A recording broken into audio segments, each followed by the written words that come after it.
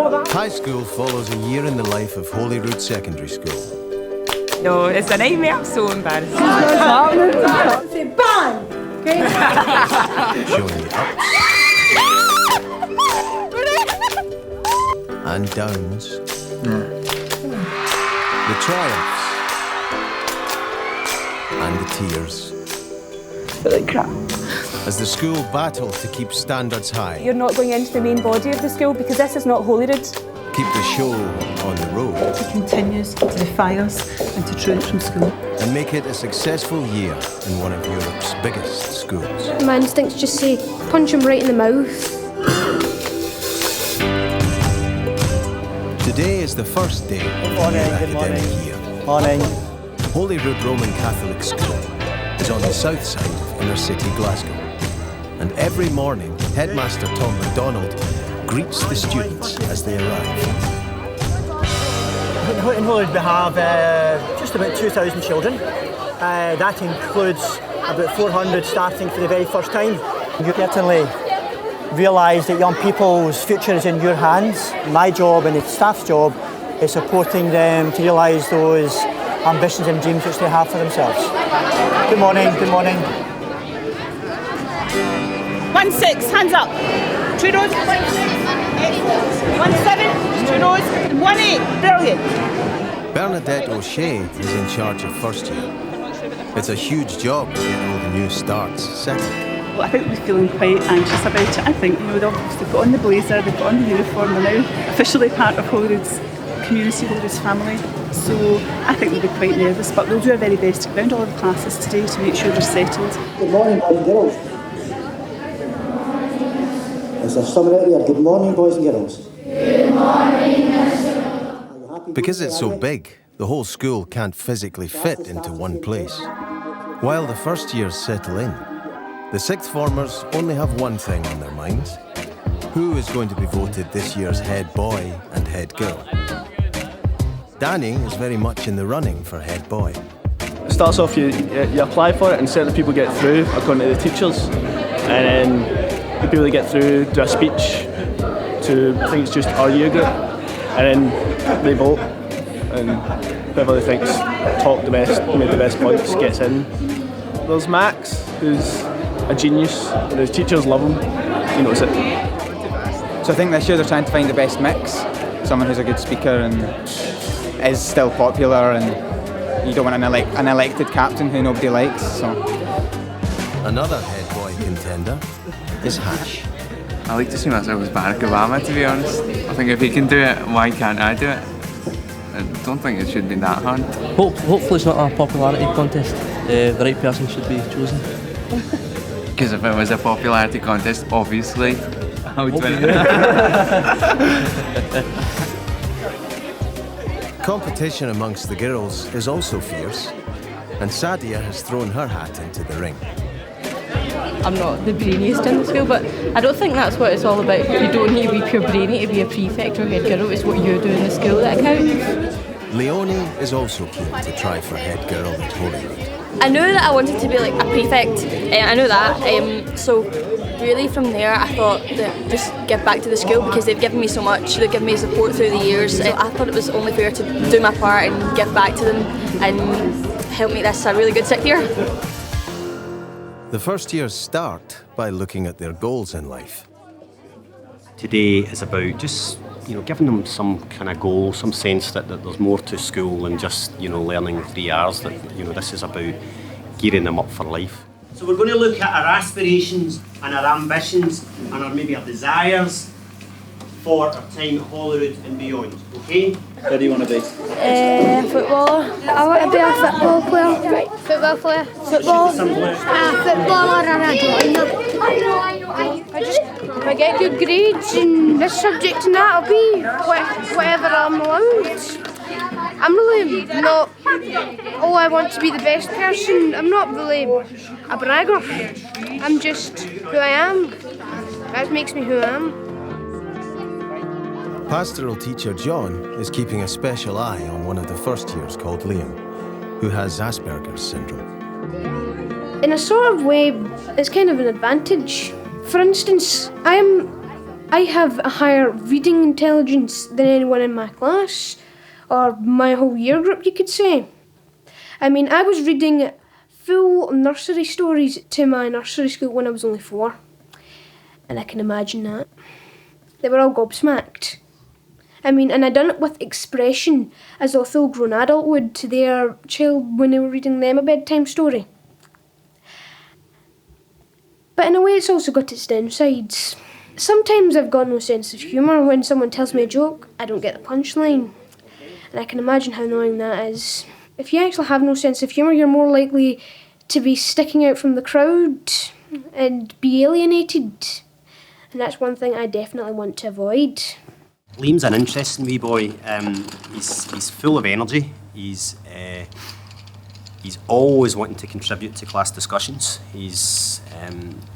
And I think he's becoming pretty well accepted by his peer group. I think in terms of supporting him, really social integration, because quite often Asperger's children can find themselves isolated, maybe they don't fit in with a particular crowd of children. Although I have seen him with other children, so he clearly has come with a group of friends from his school who know him well and will support him too. And we also have to give him opportunities to stand out and shine, just as we do for any other children in first year. That's going to be difficult when you've got 400 of them. Even though it is a Roman Catholic school, a number of Holyrood's kids come from a non-Catholic background. Head boy contender Hash is getting involved collecting for flood victims in Pakistan. Start it off.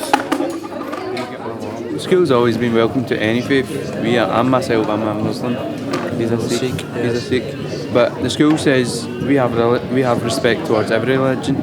Like for example, just now Ramadan's going on, and we get Friday afternoons, we get an hour or two off to go to a mosque to do our prayers. But we also participate in we have masses too, in which we go to too. In the 5 years, and this is my 6th year in the school, I've not one day faced any racism towards my religion, none whatsoever. Vice head Tony is helping organise today's collection. I'll put that in my office just now. Just keep it safe. Oh, good girl, well done. Very generous. Right, any more? Thank you very much. The children in the school are very generous. Unfortunately, some of the children think that they have to put pounds in, when in actual fact their loose change is really all that we're looking for, because in such a big school it all adds up to so much, and normally we can get very significant sums. Hang on. Sadia is also in the thick of helping today, and she's already a popular frontrunner in the race to become head girl. Right, so we've got £614.75.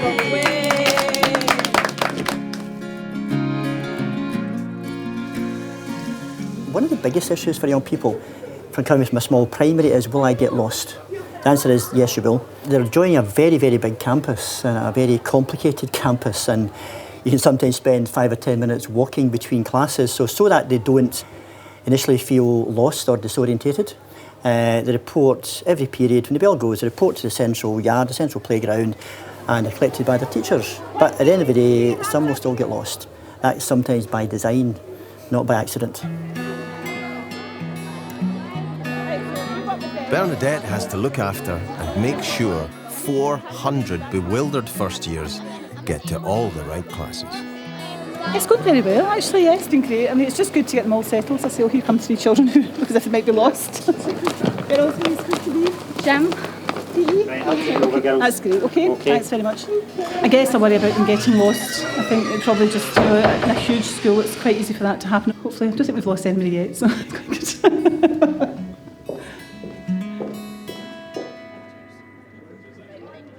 Head boy and head girl contenders Max and Leonie have just come back from the school trip to Malawi and are rushing to finish a presentation that they're giving to the whole school about it.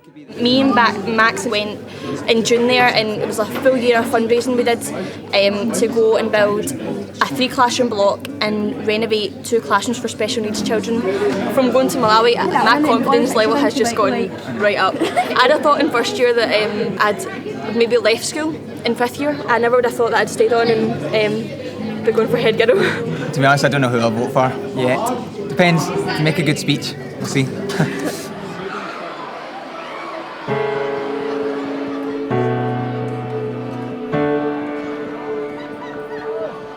By lunchtime on the first day, the new starts are settling in, and Liam is caught up with some of his old school friends from his primary school, St Mirren's. They all know about his Asperger's and are used to having him around. Over these past few years, I've learned how to cope with my syndrome and be able to blend in. So basically, from the distance, I'm nothing more than an ordinary pupil. I basically just blend in with the friends I know, trying to look normal. And that's how it works, really. Not all children with Asperger's can cope with mainstream education, but Liam is determined to make it at Holyrood.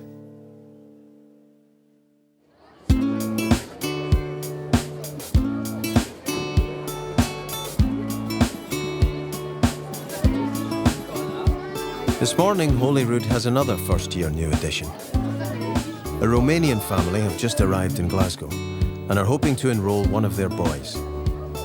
Bernadette is waiting to make sure he is okay, as she's not sure how much English he speaks. A young lad called Gabriel coming in to join us this morning. We enrolled him the other day. I think due to his language difficulties he will have to be assessed first of all in our bilingual unit. Just going to wait for him to come in with his mum and we'll spend the day looking at his needs and assessing his English. Here he comes with his mum. Good morning, Tony. You look lovely this morning. Excellent. Okay, we have a problem with the shoes, but we'll fix it. Okay, don't worry about today. Okay. Glad to be here? Yeah, glad to be here this morning. Yeah. It's fantastic. Good. Now I'm going to get an older pupil to take him upstairs to Mrs. Oh, there's Mrs. Boyle there. I'll call her Mrs. Boyle. The school from here, I don't think it's the same in Romania. I don't know what he will need, what it will be, everything. But how do you feel? More scared than him.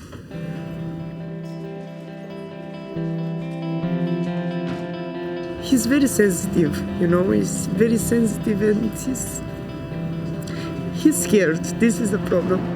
Gabby's English has to be assessed first before he is allowed a place at Holyrood, and his mum hopes this will be the first step in making a new life in Glasgow.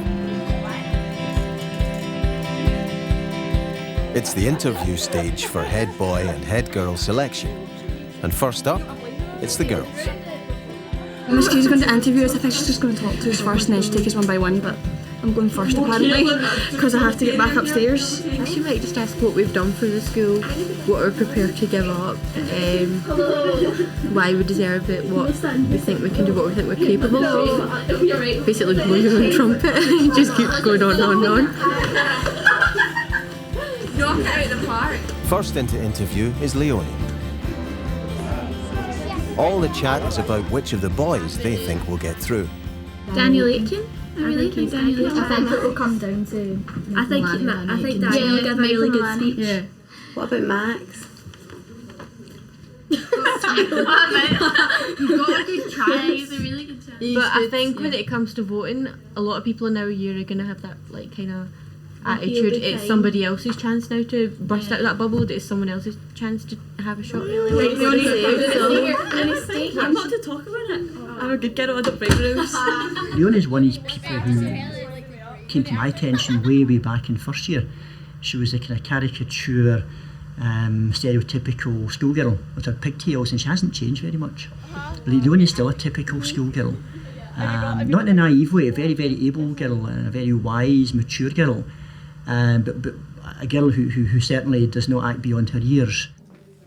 Next out of the interviews is Sadia. That's fine. I think I'm going to get through. Sadia could probably do my job sometimes, I think. She certainly is very articulate. She has obvious leadership qualities. People will follow Sadia's lead.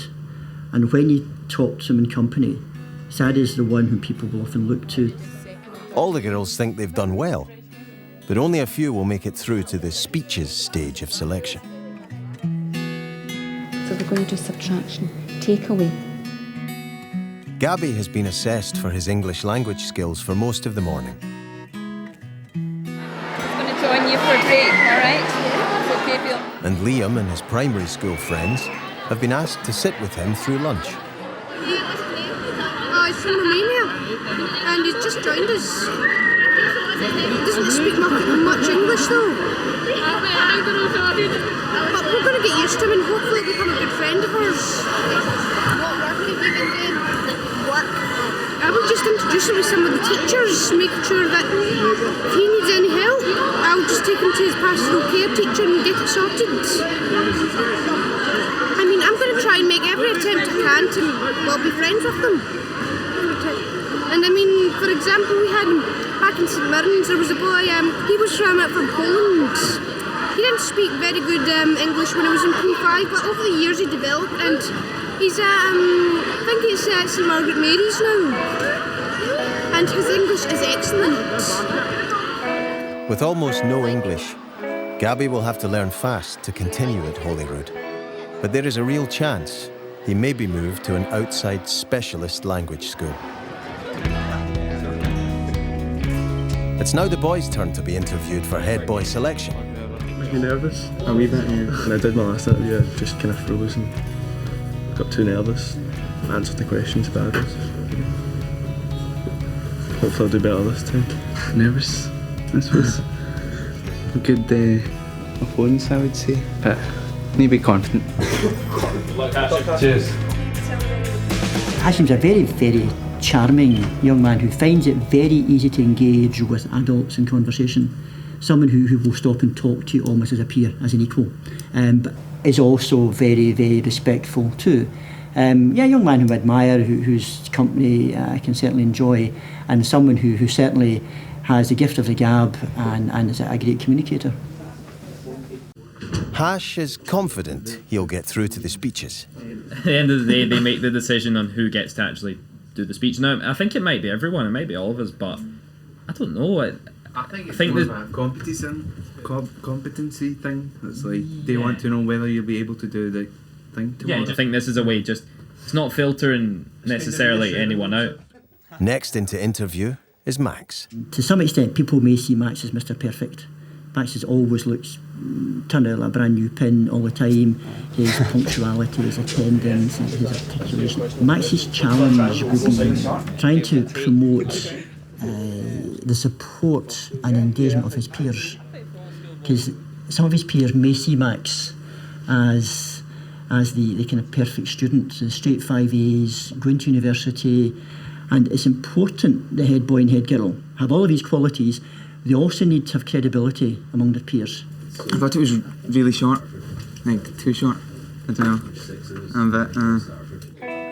The head boy and head girl contenders will have to wait until the end of the week to see who doesn't make the final shortlist. And who does.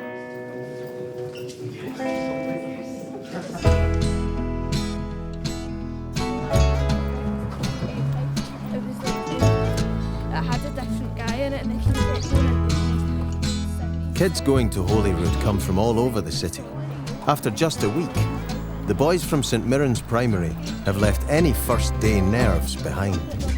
When you come as a first year and you see all the other pupils like really happy, it gives you a good feeling, like, because you think, well, if they're all happy, then why wouldn't we be happy? There must be something good about this school. See, if it weren't for maths every day, I'd actually put in a complaint that there should not be any weekends in the school, because like I'd see how when it's like a Friday, like you feel like good for a while, like, oh yeah, there's no more school tomorrow, then you think, no wait a minute, I want school tomorrow, like it's great, I wish there was school every day.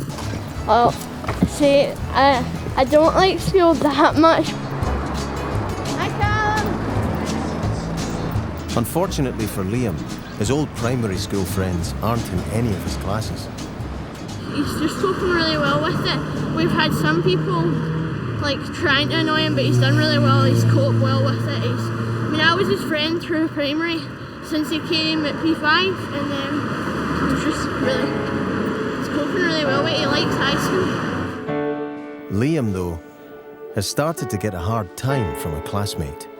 I was minding my own business, just looking at the posters around the room, and the next thing I know, this guy in the same registration class as me is pushing me against the door frame, crushing my chest and making it a bit hard to breathe. You can imagine how I felt about that, actually. Well, basically the first time he was just told off. Oh, but it didn't end there. He then continued to do it, knowing it was hurting me.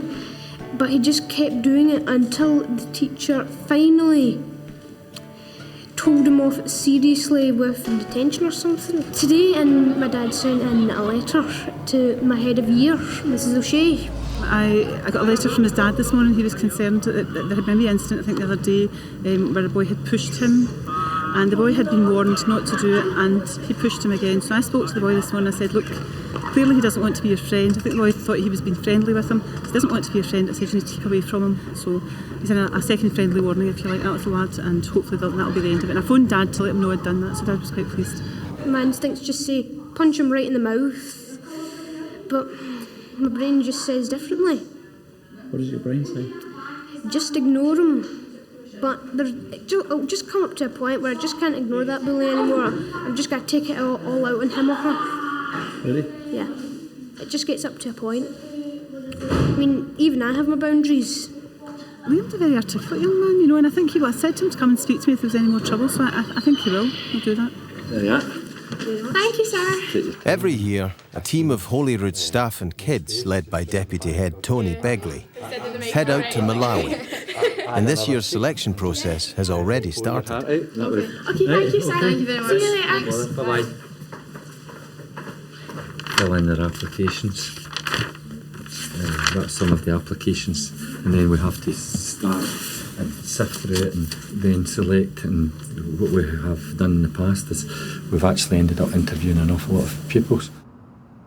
Tony is so committed to helping in Malawi, he's now decided to give up teaching and leave Holyrood to work for a Scottish charity. I really have enjoyed being here. Just think the world of the school and the children. It can just be so funny. I mean, you can say the most innocuous thing to children and one will always come back with something that's just particularly witty, or whatever's happening on X Factor or Big Brother or football or politics. Sometimes you just, somebody's always got an answer or a funny, and I enjoy children. I think you just get an enormous energy from working with them, being around them. It sometimes drive you crazy. You have your moments a bit up and down, but a lot of the kids have expressed a bit of surprise and some a bit of disappointment, and others I'm quite sure will party. With Deputy Head Tony leaving, Tom is having to reshuffle the senior management team. What I'm doing just now is we have advertised for a new deputy head teacher. At the moment, Gillian Mimna, who's substantively head of biology in the school, is filling the post and has been doing so since September. So she'll be one of the applicants, obviously, for due consideration. Good, we're looking at osmosis and we wanted to find out what osmosis meant. Gillian joined us just over 3 years ago or so. Very impressive young member of staff who certainly has acquitted herself extremely well in the current post and will be, I suppose, a strong competitor for the post.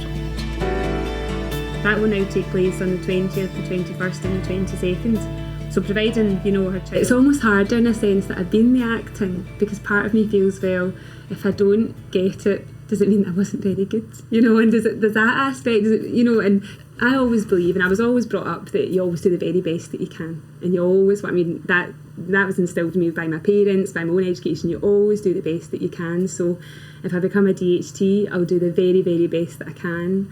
And if that means that I can use that and, use those skills as a head teacher, then who knows? Really, for someone who wants to be a head teacher, someone who has the ambition, determination to want to climb to the top, maybe take my place one day, and has that kind of ability to do that. So we need to demonstrate, real commitment to the school, an absolute commitment to children.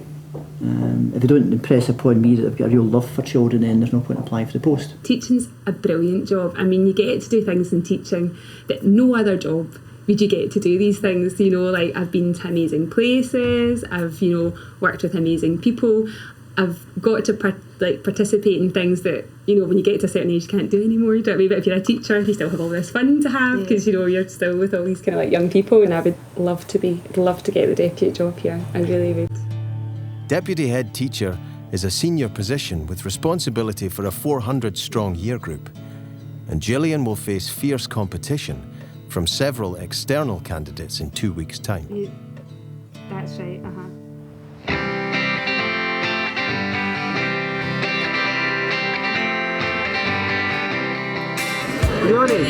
When do you finish? Start? You start there? I start at Malawi family, blah blah blah. No, Cheska. Today, Max and Leonie are presenting their Malawi experience to each year in turn. Oh, we're just preparing the presentation of Malawi to our year group. So hopefully they should give us support. They know that we've been. They've heard all about it and stuff. So it should be good. It should go well. For the first year, I wasn't nervous. I was just kind of a bit wary, like if they pay attention or whatever, because they're a bit younger. But I'm fine for our year. They're my friends. So. And what happened was this one day it was really pouring the rain. Max and Leonie want to do a great presentation, as it's Deputy Head Tony's last ever assembly with the sixth form, and he was the inspiration behind the Malawi trip. Hash has to leave early today, so has been given special permission to find out first if he has got through to the next stage of selection. Although Tony still has a few days to go at Holyrood, this is the last time the sixth years will all be together before he leaves. Tony Begley was the absolute inspiration behind all of this. So, Tony, wish you all the very best indeed. You know, I'll speak to you a lot in the future. But I think from pupils in the school, especially the ones who know you best from sixth year, I think deserves one really big last round of applause.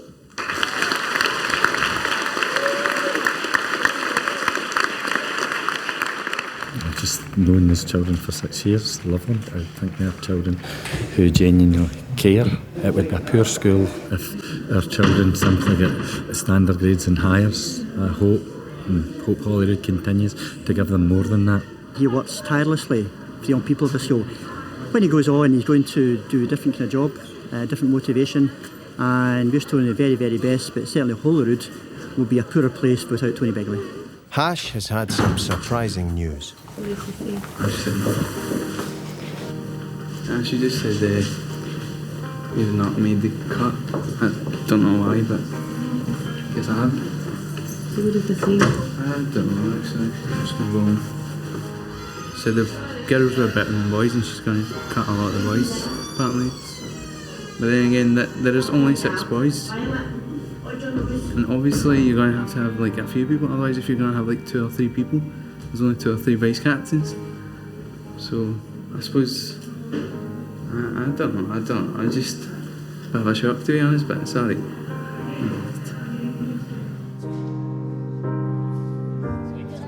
With Hash already out of the running, the other head boy and girl contenders are now about to find out who is through to the speeches round.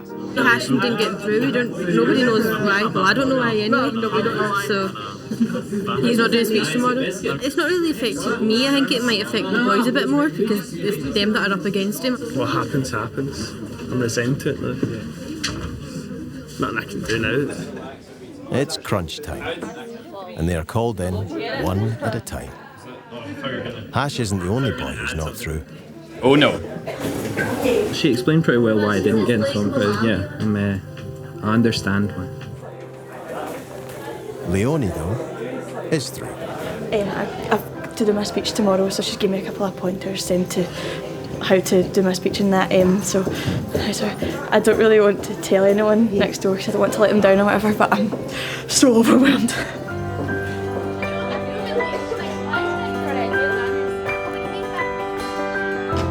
Max is next out. Yeah, I'm through to the next round if you like. So. How do you feel? Good. Just happy that I got through, but we'll see how it goes. I mean, it's just one of these things that the best person will get the job, I'm sure. Max's main competition, Danny, is also through. Yay! She said that she loved my interview. She thinks that I've got a really good reason for going through. I'm not just doing it for the sake of a CV or something, and I'm a perfect candidate. Sadia is through to tomorrow's speeches, but tomorrow is Eid, an important Muslim festival, and she's working late in her mum's shop tonight. Right, well, between tonight and tomorrow, we're pretty busy. As you can see, we're open till at least 12 o'clock, I'd say. Like one year we were open till about 4 o'clock in the morning. We can be here all night if need be. I'm not really prepared to speech, to be honest. But I'm just worried that if I'm tired tomorrow, I don't know, you start babbling sometimes when you're tired. I'm just a bit worried about that. Despite working late in her mum's salon, Sadia needs to perform well to win tomorrow. Hiya, how can I help?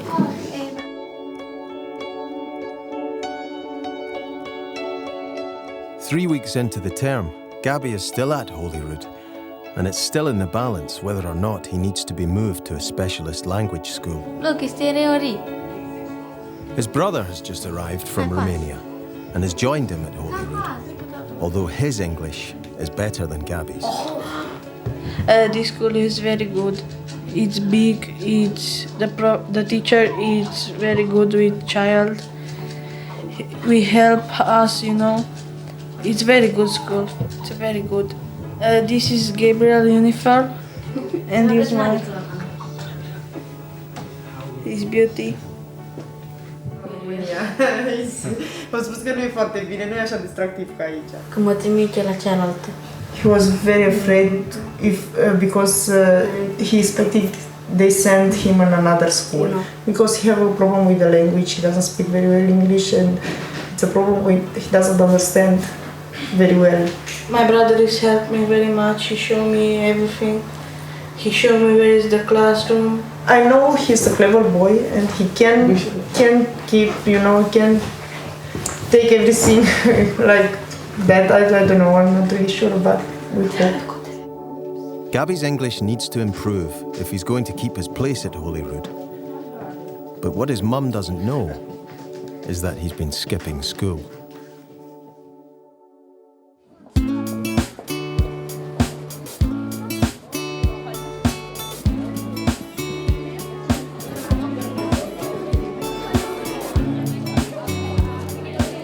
Today it's a big test of nerves for the potential school captains, as a good speech can make all the difference in the voting.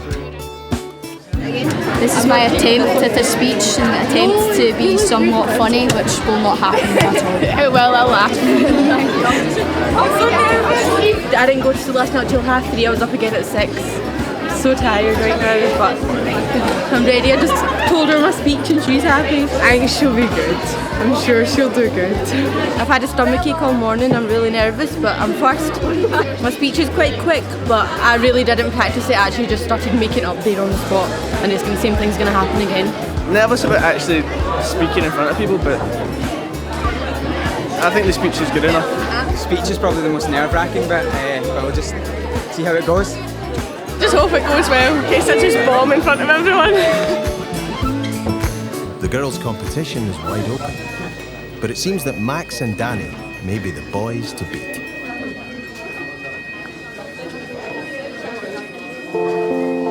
After a difficult start at Holyrood for Liam, the winter term has been a challenge. A wee bit concerned that he's getting a wee bit isolated. He's a lovely lad. I don't think Liam's too concerned about it, but I'm a wee bit concerned that Liam is getting through school on his own rather than, with a group of friends. Well, see, I don't think there's a particular problem in classes. I think he's okay in class because he's engaged, he's busy, he's working. At lunchtime, he could end up being at a loose end. And I guess that's my concern, is that, I find him maybe sitting in a corner, somebody on his own. It's just this feeling of isolation. I know that can be very real for children who have Asperger's, so I'm a wee bit concerned about that. But ultimately it's Liam's decision whether or not he wants to be involved in group activities. He's not fond of them, But I don't like to see him, and I don't like to see anybody on their own, but particularly Liam. The staff are right to be worried, and Liam is feeling more and more picked on. Whenever I see them, they're getting at me. It's like poison. It's small at first, but it just spreads to become a big problem, and I don't want it to become a problem. I just want to get this out the road, just out of my head so I can focus on other things. I just want to be myself, not some sort of muppet that looks good, but really inside is just trapped. It's as though I have to look cool to act against my will. I just want to be me. Just the real me, the personalities, the likes, the dislikes, the hobbies, everything. Everything about me. I like myself, and I wouldn't want to change any bit of it. Liam is struggling to fit in. For him to stay on in mainstream education, he has to find a way of integrating at Holyrood, rather than isolating himself. Good morning, six here. Well, my best wishes to all the candidates. I'm sure every one of them would do a fantastic job. Good luck to you all. Look forward to hearing your presentations. Sadia is first up. First of all, talking of appearance, and the reason I'm dressed like this is because it's Eid, and I've just come from my prayers, so I'm going to make this quite short and sweet. One reason that I think I'm suitable... Sadia's fears about not being well enough prepared are being realised. Maybe they'll stop that if they have a role model that doesn't do that so much. And she's cut her speech really short. Thank you. Next up is Leonie. I just want to start by saying, for several years, Holyrood has felt like a home to me. So I feel that it's our turn as sixth years to do our part for our school. When I began first year at Holyrood, I'll be honest and say, I never even would have dared to think I'd be standing here running for captain today. I thought I'd have spent my 6 years glued to my French rooms and brides and getting kind of average grades. That might have happened if I'd gone to another school, but not Holyrood. Your well-being and ultimately are my main priority. I won't let you down.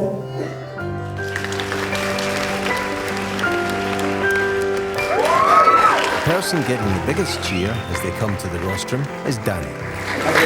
Bigger applause than I expected there. I am Daniel. Most of you know me quite well, some of you know me better, and a few of you know me a bit too good for my own good.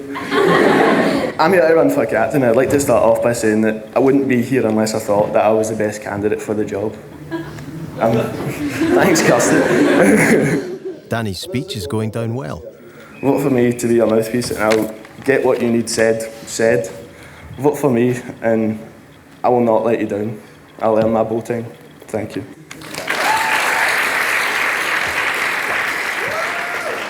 Max is up next, and will have to do a great speech to beat Danny. Now, kind of a bit of a hard act to follow, don't you think? So thanks very much for that, guys.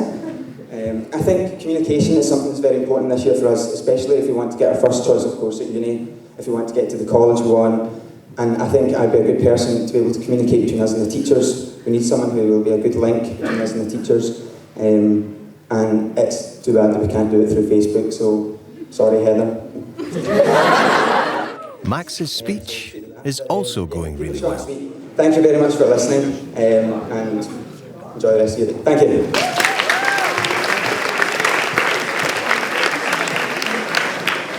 I think that went terrible. I started shaking, I started panicking. I've forgotten everything I wanted to say. It sounded kind of good in my head, but I don't know what it sounded like to everyone else. I think it could have went better. There were some things I completely forgot to put in. But what I did put in got an okay response, I think. After hearing the rest of them, I pretty much scrapped mine. Because, I don't know, the competition was incredibly tough. So, we'll see. The votes will be counted over the weekend, and the new school captains appointed next week. Max and Danny both did well. Obviously, I would have been better. Never got the chance, so. There's so much I could have said. There's so much I could have said, and I didn't say not even a quarter of it. I just didn't say enough. Oh, can I actually punch myself? Bernadette knows that Liam is still struggling and is determined to see if she can help. What's upset today? Just a wee bit troubled. So is this something new that's happened? A small group of them that whenever I see them, they say like Justin Bieber. I mean, you take it you saw him in the X Factor.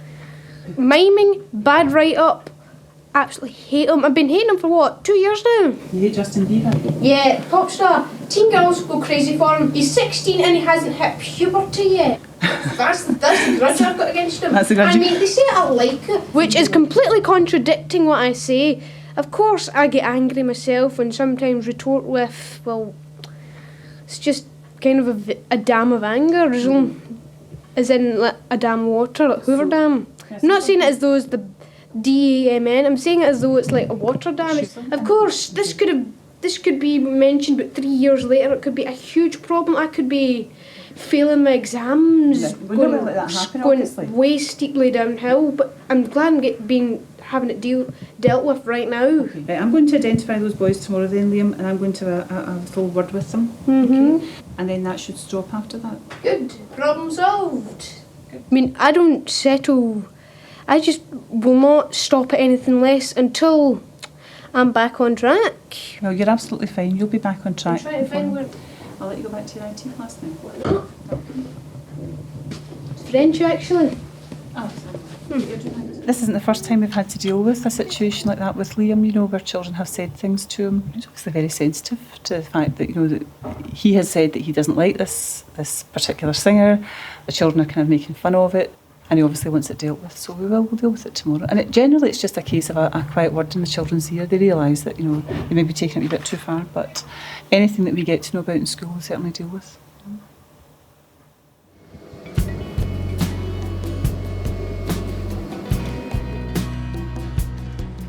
So do you want to take this, Robert, and I'll have you chat with them about it? This evening, Bernadette is working with pastoral care teacher Robert, monitoring first-year truancy issues. Hello. She is surprised to hear who is first on the list of kids who are skipping school. We are a bit concerned about his attendance. His attendance rate currently is under 85%. You know, he's had quite a few absences. If you have a look here, from there until there, okay? Yes. I just wonder, are you aware of all these absences at all? I knew about them, yes. He had, even now he came from an appointment with the dentist. He have all nights when he doesn't sleep, you know. Okay. In the morning he couldn't wake up. But in actual fact he's absent some afternoons. So he was in school in the morning and then not here in the afternoon. This I don't know. About this I don't know. What I want to say, it was very hard for him. When he came in this school, he doesn't know to say just, hello, my name is. And this is very hard for him because it's a very big school. Yes, and but all the time you would go with other children in his class. You have friends in your class, Gabriel, don't you? Yes. Yes, well, you go to your next class with other children, but... Then, primul rând, eu nu fac social. He doesn't make such a social subject because he can't understand. When you're missing classes, it is difficult for you to catch up. Yes. So if you're here every day, it becomes easier to keep in touch with your other friends and also with what's going on in all the different classes.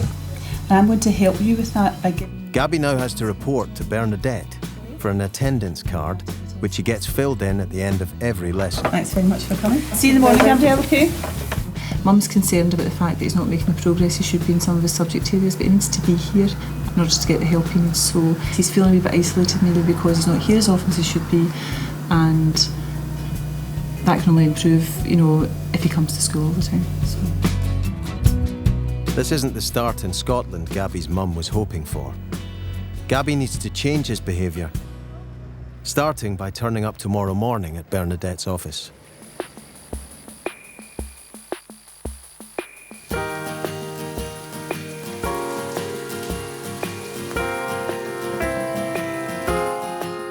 In order to help Liam to join in with life at Holyrood, the school have encouraged him to help out at morning mass with Father Anthony. I know Liam very well, and he's Liam, you know. He's a laugh. He needs some patience to deal with him, but he's good. And the fact he's at mass means that he can participate, means he can help, and means that he's doing something. So rather than him standing around, you know, he's doing something, he's active. He is due in this morning, and Father Anthony knows what to expect. You never know quite when he's going to turn up either. You'll hear tales of, oh, the bus was late, and the second bus was late, and I couldn't get on that bus because of some reason, I don't know what. But we'll hear all about it. He never keeps anything to himself, which I suppose is a great character trait, but can be annoying as well. Morning, Father. Hello, Liam. How are you doing? Fine. What happened this morning? Bus was crowded. Like, sardine tin. God. Hard enough getting in. Right, okay, come on, hurry up. Just lucky I was able to make it and no more. The school are trying to involve Liam in as many activities as possible to encourage him to be less isolated. Lord, have mercy. It's the morning of the deputy head teacher interviews, and Gillian is in Holyrood early. She is up against several strong external candidates. Really nervous. I feel ill. I'm up since like 6:30, just looking over things, and it's not so much like kind of learning things, it's just making sure that I've got in my head all the things that I want to say, and I just really want to give a good account of myself. Interviews are always nerve-wracking for everyone concerned, but when you actually know the panel, when you actually are working in the school, acting the position, the expectations are high for you. And rather than walk in and be anonymous, people know who you are, so it's difficult to, I think, perform. I think more of a challenge for her, but I think she should feel confident. It means everything to me, to be honest with you, because I just think that, you know, I've worked hard and this is something I really want, and I feel like I've got the ability to do this and to do, like, be a good deputy, so it's really just a matter of making sure that that comes across in the interview.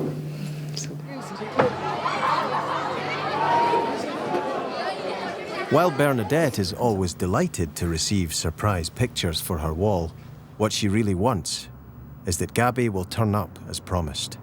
Yeah, he hasn't appeared yet, so I expect to see him before the bell goes this morning. The expectations are that his attendance will improve.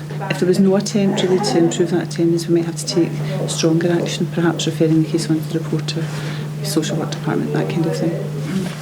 Morning, Gabriel, how are you? Fine. Good boy, well done for remembering to come.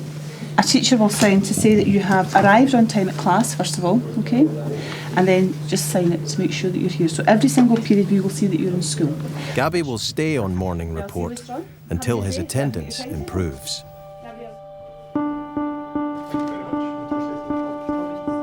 Gillian has to wait while the other candidates are interviewed for the job by Tom, another head teacher, parents, and other deputy heads. My mum actually is a retired head teacher. You know, the fact that I kind of go for these things is because of my mum and dad, you know, because they're very much, you do your best and you try your best and you work your hardest. Like last night I went over after school and, you know, they were kind of giving me mock interviews and stuff like that and kind of asking me questions and things. So they're really, really supportive.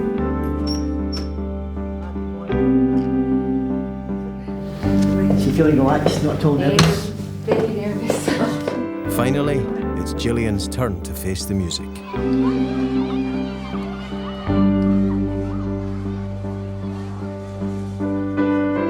Crucial to the school keeping tabs on the pupils is a morning registration period where individual teachers get to know a group of kids.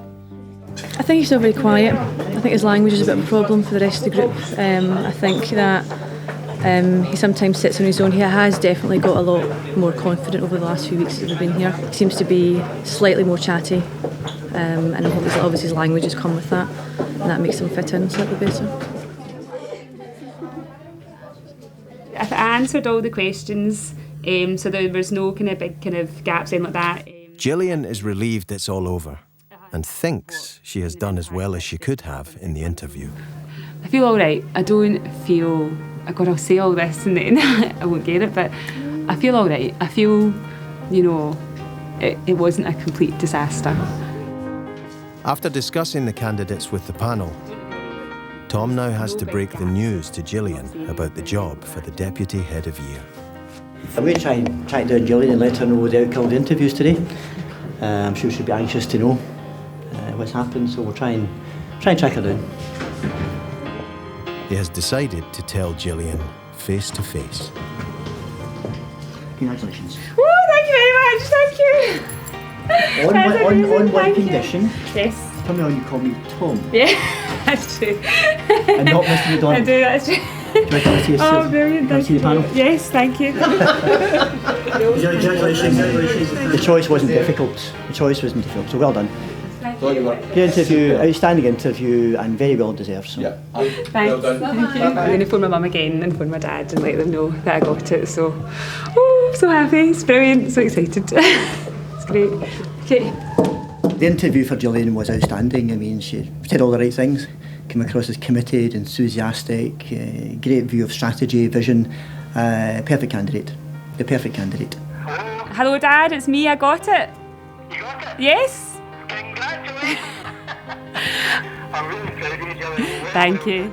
Gillian now has the responsibility for 400 second years and will have the rest of the year to prove herself the right choice for the job. Right, see you later. Yes! This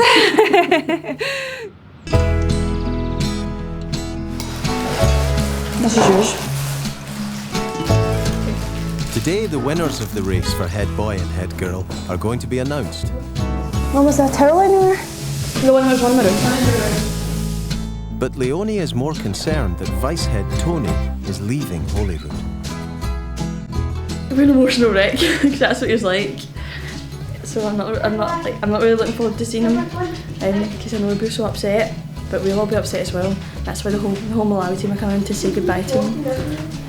But a lot of people will be really upset because he always puts his school first. Like he's in most mornings from 7:30, and that's him right throughout. He misses his lunch to patrol down in the canteen during lunchtime. He just did absolutely everything for the school. He never puts himself first, even with Malawi and Mary's meals, it's always about them first. He just does everything for them. I'm going to miss him.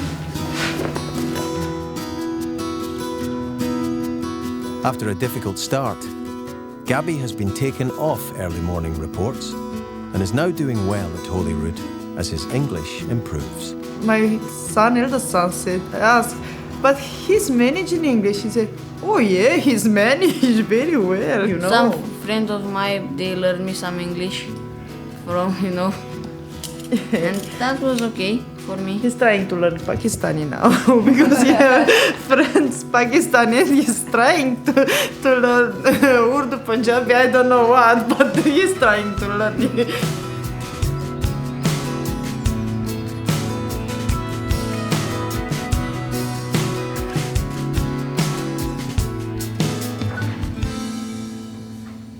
Tony is normally in school by 7, and even though it's his last day, today is no exception. Some of our new fifth-year girls, they've arranged the cake here, which is wonderful. It's got the wee African chant we like on the front, Waza Waza, which is part of a wee chant that we were taught by our friends in Malawi, and they've very generously, rather than give me a gift, they've actually raised money, so they've got £110 and a nice card. That actually means more to me because the gifts I appreciate so much, but I'm not sure of. I've got most things a man needs. What do you get the man that's got everything? So my emotions are raw and it sort of twangs at the heartstrings. They're just lovely children, and it just makes you feel that it's not 20 years wasted. The staff and pupil votes for head boy and head girl have finally been counted. Well, today we have come to a conclusion and have been able to announce the successful candidates for vice captain and for captain. I got vice captain. I'm actually really happy. I genuinely thought I was a nervous wreck on Friday, and I thought, no, she's going to think she can't talk in assemblies, she can't do this. But I'm actually really happy that she let me through. It's Tom's job to break the news to Holyrood's new head boy and girl. Max and Noah, do you want to come through, please? Tom is delighted with the winning duo. Good morning, congratulations. Max, thanks very much. Delighted the new head boy and head girl. Come and have a seat for a moment. You have a captain's badge, no? No. No, not yet. No. At great expense, no expense spared. These are very, very expensive, gold-plated. Max and Leonie now have the chance to prove themselves worthy winners over the coming year. Okay, Max, now Ben, thanks very much. You're head boy for 2011. Congratulations. Wear them, I say, with distinction, with pride. And we will do that. Thank you. Thank you. Okay, see you both soon. Bye-bye. I'm delighted with both of them, really. I'm very, very pleased indeed. I sat back from the process a little bit to be more objective and let others have their say, because at the end of the day, it's the captain, head boy and head girl of the school, not simply chosen by the head teacher. So I'm delighted with the end result, and I'm completely confident they will do an excellent job in filling this role. Captains of the biggest school in Europe. That is kind of weird. I hadn't even thought of that actually. I'm That didn't occur to me. scared. Yeah, that is We have to live up to our name. definitely daunting, man. Slowly but surely, Liam is working his way into the fabric of the school and is becoming more of a well-known and accepted face.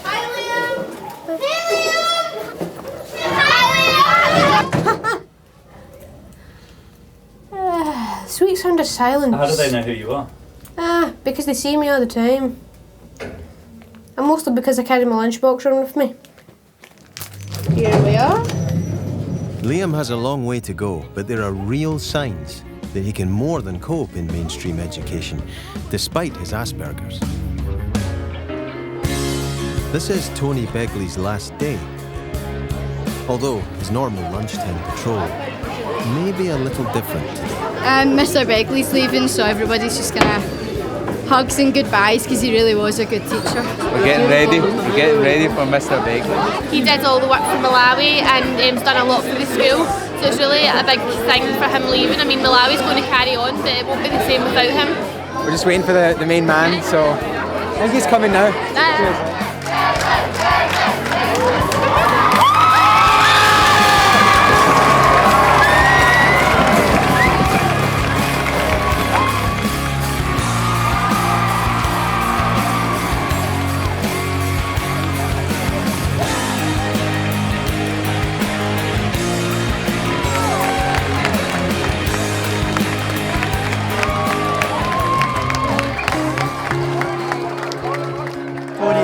Really sad miss to all of us, me and the children. We'll miss him very much indeed. Absolutely numb. Just, I know they're fantastic kids, but it's just been a hard day. It's a very emotional day. The children are the people that matter, and they've just given us a lovely send-off. Something I'll remember all my life. Thank you.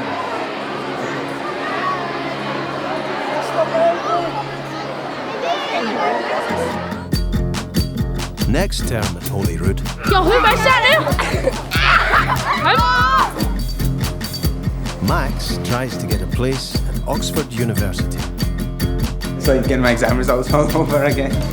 Gillian starts selecting the kids that will be going to Malawi this year. They make you feel really inadequate. You sit there and wonder what you've been doing with your life. And first year Zoe tries to last a full day at Holyrood. I'm allergic to nuts, eggs, peas, beans, lentils, grass, pollen, quite a lot of allergies. Santino tries his hand at public speaking, while Margaret struggles to keep the school fashion show on track. No, come on, move, we're ready, start. And Bernadette gets tough with the first year. You get in trouble anyway, so what's the point of coming in? He continues to defy us and to truant from school.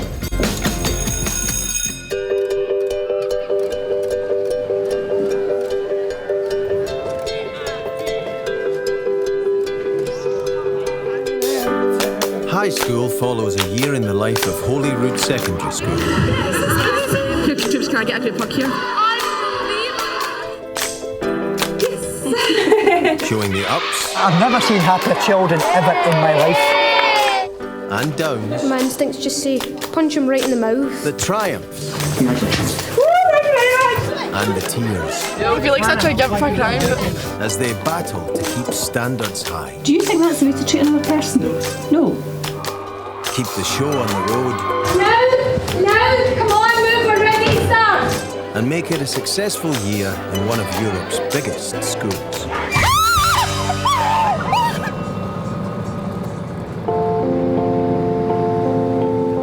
It's the start of the spring term at Holyrood, and the new year has been one of the coldest and snowiest on record.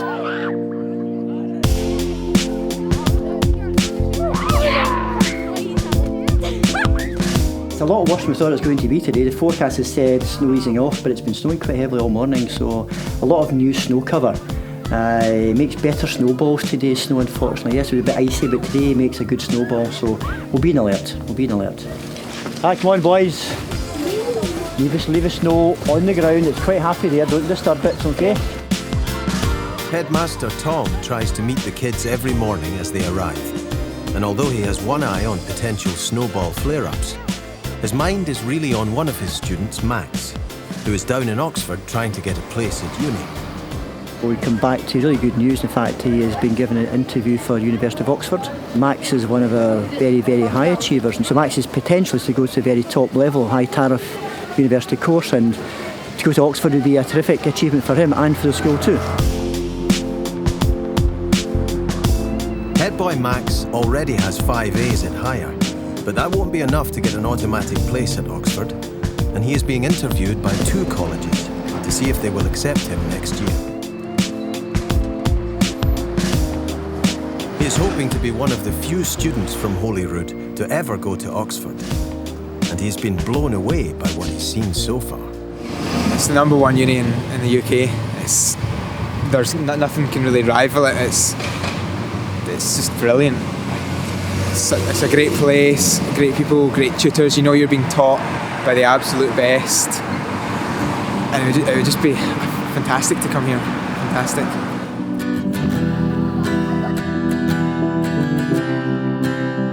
Back at Holyrood, first year Zoe has been off school since the start of the year and has spent much of that time in York Hill Hospital for kids. How good is your French? Not bad. What can you say? It's okay. I only know hello and goodbye. Say that. Bonjour and hello. No. How do you say hello? Bonjour. Bonjour and is it au revoir? Au revoir, that's it. Brilliant. That'll be good enough for Mr. McCormick. Right, I'll come and get you started period 4 it's okay? And then we'll go along to Mr. McCormick. Okay. Fantastic. You're looking gorgeous though. Thank you. Oh, she's missed an awful lot of time really since the beginning of term. We've had sporadic attempts to get her into school, and then she's been off for long periods of time. Today you can see she's in with quite a lot of cream on and things like that. But if that helps her and we can support her in whatever way we can, it's good. We really want her back in here full time. That's what we're aiming for, but we're just taking it slowly, a day at a time really. Zoe has serious allergies and a difficult skin condition, which means she spent most of her time in school isolated in the learning unit. I'm allergic to nuts, eggs, peas, beans, lentils, grass, pollen, animals, any animal. That's about it really. Quite a lot of allergies.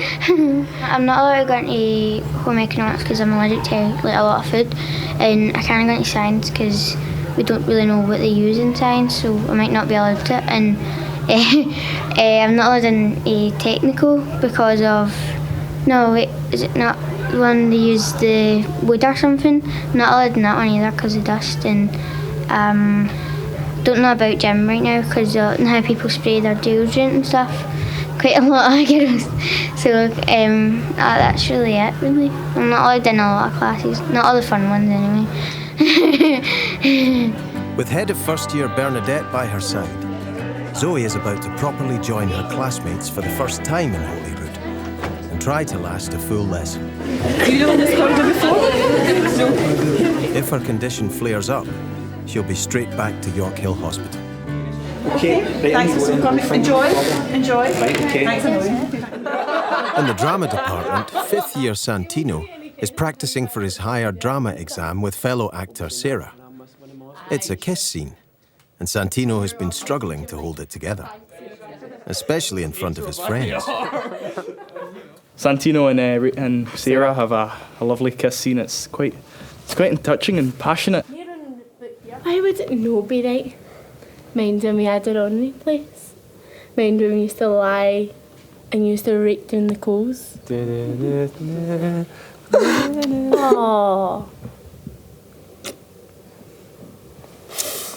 Oh.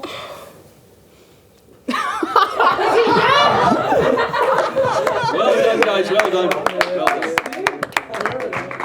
It went okay, except from Santino's concentration. No, after the kiss, I just saw Brian go like that. I turned to the sides, and I couldn't concentrate. With more work needed on the kiss scene, he'll have to break the news to his girlfriend, 4th year Victoria. She's not seen it yet, so maybe that's the best way. Well, you might see it. I want to see it. No, you don't. I do. It's an intense kiss. No, I want to see it. No, you don't. I do. That might mean something. I mean, Sarah's a really nice girl. Oh, shut up. Really got on well with her. Santino and Victoria have been dating since he joined Holyrood at the start of the year. Well, I was a new boy and I didn't really know where I was going, and she just kind of swooped in out of nowhere and just kind of picked me up. I didn't really know what was going on, I was just kind of going along with it. She's not my best pal. Aww. I don't know, because I'm quite a... kind of get a...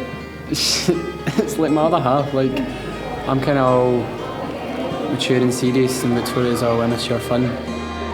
Despite the kiss scene, Santino and Victoria are smitten. For now.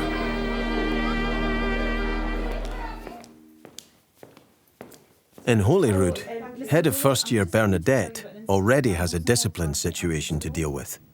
The boy Daniel fueled the fight yesterday by grabbing the girl's bag and proceeding to empty the contents on the ground, laughing at her and shouting. He also refused to leave the scene when I told him to go away. I laughed at her, I didn't do it. Mrs. Ford is saying you did, but even if you hadn't done that and you stood there and you watched it and you laughed at her, that's absolutely shocking. Do you think that's the way to treat another person? No. And all the hundreds of folk that gathered there yesterday to film it and to laugh and to watch it, it's absolutely disgraceful. Now, I'm going to phone your mum because I need to have a word with her about it, so I think your involvement in this was shocking, and tonight I'm going to make you stay behind after school for an hour to do detention. I'm not having this, Daniel. I'm going to class, please. At the end of the day, I will see you outside the learning bit, do you understand? There was a fight after school yesterday. One girl was waiting for another girl and a crowd had gathered, obviously expecting a fight, and the fight took place. Daniel was there, didn't help the situation. I'm going to phone Daniel's mum now to tell her about his part in it, and that he will be remaining behind after school tonight as well. Just can't accept that, it's just unacceptable behaviour. Zoe's back in the learning unit, but she's made it through her first lesson. It was scary at first, because I've never seen a classroom. I've looked in, but people are looking at me, but you get scared because you've never been in it before. Because it's like when you're young, you're going into school for the first time, it's like that. But when I went in, everybody was nice to me and they were all like happy to see me. And some of my friends were in that class, they were all shouting, and I was like that. I kept trying to like keep myself still, because you know how when you're nervous your legs shake. I was trying to do that, and then after like 5 minutes I felt better, so it was quite good first experience actually. Zoe's made it through French, but her mum is worried that she doesn't do too much too soon. It's just been a work in progress, and it needs to sort of keep going as a work in progress, and try to tell Zoe you can't run before you can walk. She doesn't understand that. I think she's starting to get the gist of it now. So it's been a major upheaval this week. Good and bad, because I've had to give her the responsibility. So she's done well so far.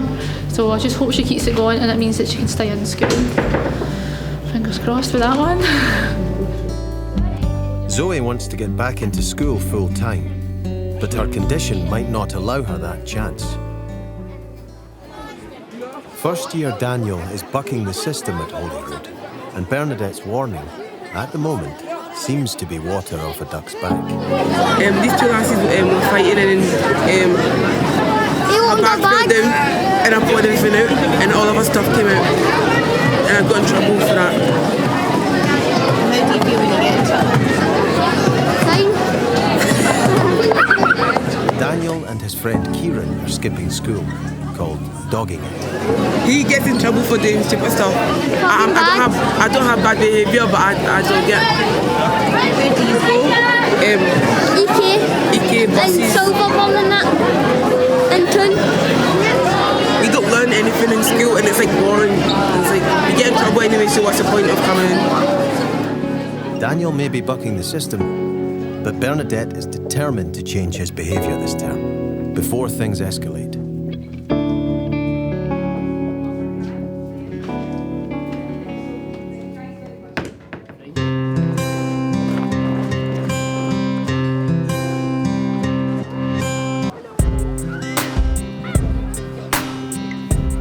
It's morning, and the day after Zoe has tried to join her classmates, Bernadette has some bad news. Zoe's not in today because her allergies have flared up. I think her skin's quite inflamed, so Mum decided to keep her off today. We were hoping she would come in today and maybe spend a bit longer here, but she'll come in tomorrow and hopefully she'll do a whole day tomorrow. Because my skin was quite sore on my face, so I didn't go in because I was getting quite sore. It gets hot and I scratch a lot, so it might have been last night, I don't know. Because it wasn't like when I went to bed. So hopefully I can go in tomorrow for the whole day. Battling her skin allergies is a full-time job for Zoe and her mum, Lisa. These are my moisturisers that I have to put on every day. That's what I put in my bath, and then that's like my steroids if my skin's quite sore. I would say because Zoe was having so many allergies and get into a school with loads of kids, and the fact is that at the lunch hall there's so many kids and they can eat what they like. If Zoe had to get into that environment, she could take a reaction, so she's not allowed near the lunch hall. She wants to be like everybody else and just fit in, and the fact is I've told her that she has to remember there's certain things she just can't do, and I feel rotten that she can't wear makeup. A lot of her pals are going out and wearing makeup, but I said to her, you don't need it anyway. Zoe has struggled with her skin condition since she was a baby. That's Zoe when she was about 3 months old with her bandages on. That was on Christmas Eve when she was 1 and she wanted to wear a pair of antlers. And I didn't really like taking photos with their bandages on because I'm thinking when I look at them when they're older, you know, they're going to look back and see bandages. It's a real blow for Zoe that she's off classes again. But now more than ever, she has set her heart on trying to do a full day at school. Every year, a few hand-picked students raise money to go to Malawi to build schools and work with local kids. Although the man behind setting up the project, Vice Head Tony Begley, has now left, Tom is keen to make sure that Holyrood build on past successes, and today's the first round of selection, where the potential sixth form candidates are interviewed. I'm just preparing for my Malawi interview. Quite nervous, but I suppose you just need to go in and be yourself. So I'm just kind of thinking the things that I'm going to say, but there's no point in learning like screeds of stuff you're going to say, because it won't be natural. Everyone's all kind of worked up, trying to calm themselves down. Sadia, Lorna, Gillian Mimna was appointed deputy head last term. She went to Malawi last year and is on the selection panel. I think what you find when you all go out to Malawi, staff and pupils, is that it's a total leveller. So really you're looking for somebody who can cope with that, who can really be a member of a team, but with bags of energy, because you certainly need it. There is a huge fight amongst the sixth formers to get a place on the Malawi trip. And doing a good interview is key to being selected. Say you don't and you try not to, but you do. But I'm actually really excited. I'm not even nervous, I'm actually quite excited. Why? I don't know, I just have a feeling that I might get in and that I'm going to go to Malawi very soon. I'm really excited. Last term, Sadia put herself forward as head girl.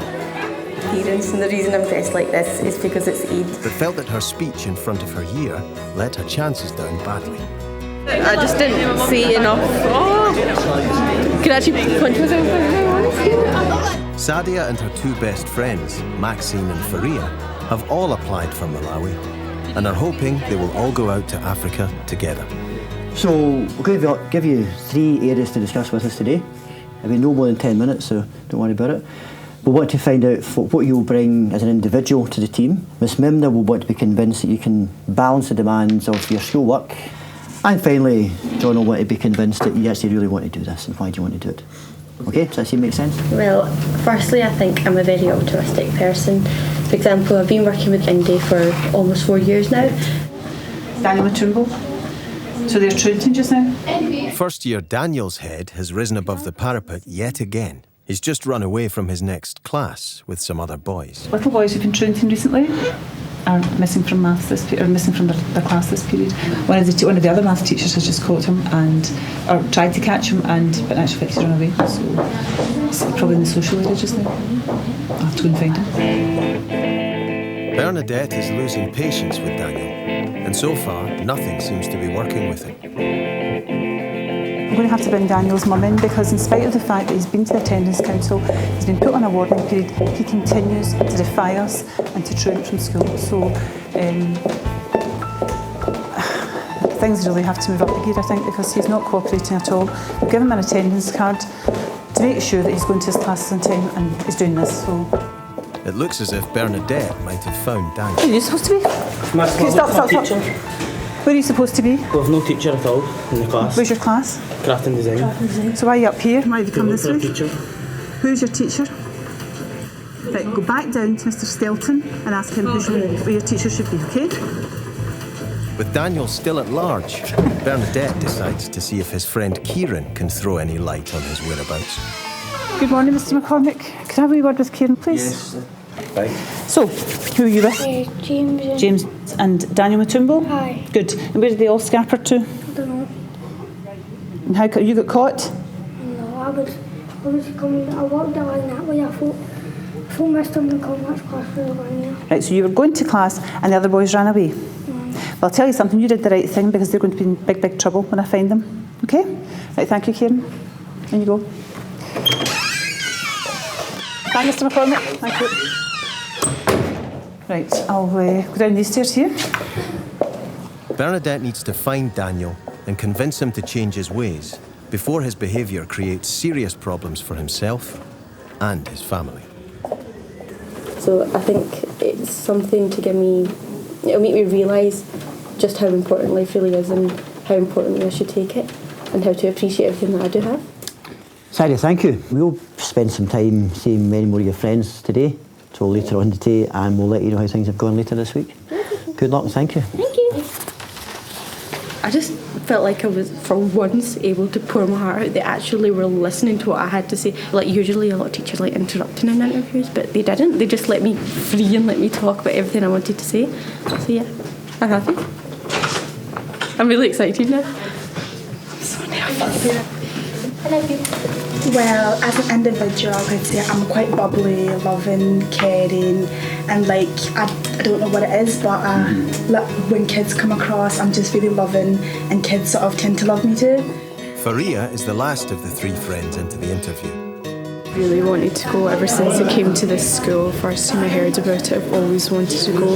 I'm really hoping I don't get dropped. Maxine, thank you for coming along today. Thanks for sharing your thoughts with us. Very convincing indeed. Okay, thanks, Maxine. Thank you. She had I suppose, a unique insight in that she's Zimbabwean, you know, an African herself, and she was able uniquely to share the fact she wants to get back to Africa.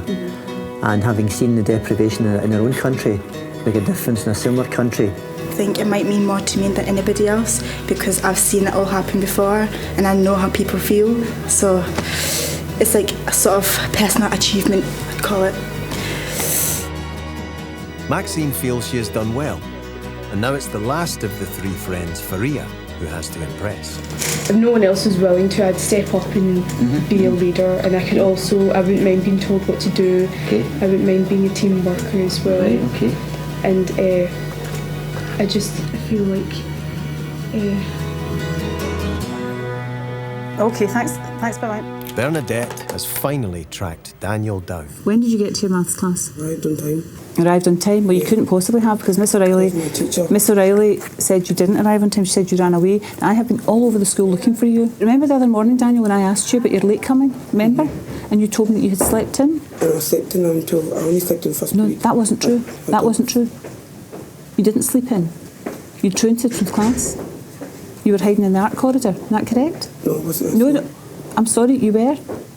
So I cannot have you truanting from school, Daniel. You can't be truanting from school, and your mum can't have you truanting from school because she could be in big trouble. So I'm not happy about that at all. Not happy at all. Do you understand me? And if there's any more of that today, I'm going to send you home. You come back in with your mum to have a chat about this. Do you understand that?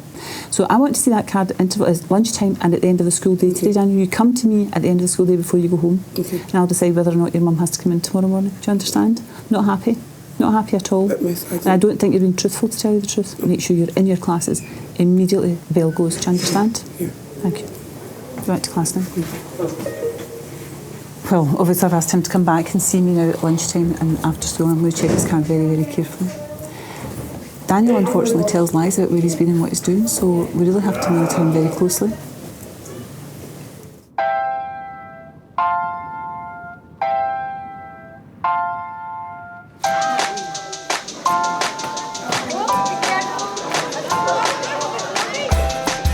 Max is back from the Oxford interviews, and Tom's keen to see how well he thinks he's done.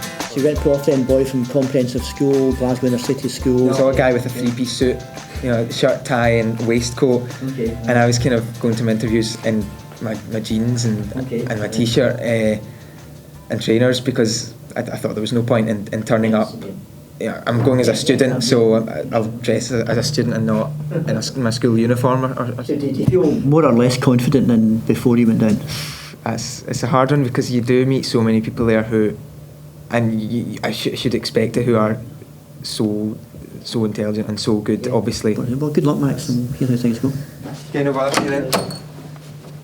I'm impressed about the fact that he went down there feeling confident and no way inferior. You know, coming from a real Scottish Glasgow comprehensive school.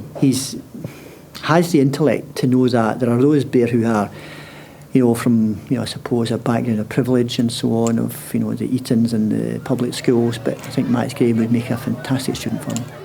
Max now has to wait to see if he has received an offer from Oxford. And back at home, a letter has arrived from his first choice college. We have to pass vital exams in an uncertain future. Santino isn't just into drama, and Victoria. He's also just got through to the final of a Glasgow school's public speaking competition. With the big day looming, he's practicing his speech over lunch with Bob Oliver, the English teacher who's been encouraging him. And policing your streets. There we go, perfect. We'll do a timer next. I'm feeling pretty nervous actually, more than anything else. But I suppose if you're not nervous, then there's something wrong with you. Ready? 5, 4, 3, 2, 1, go.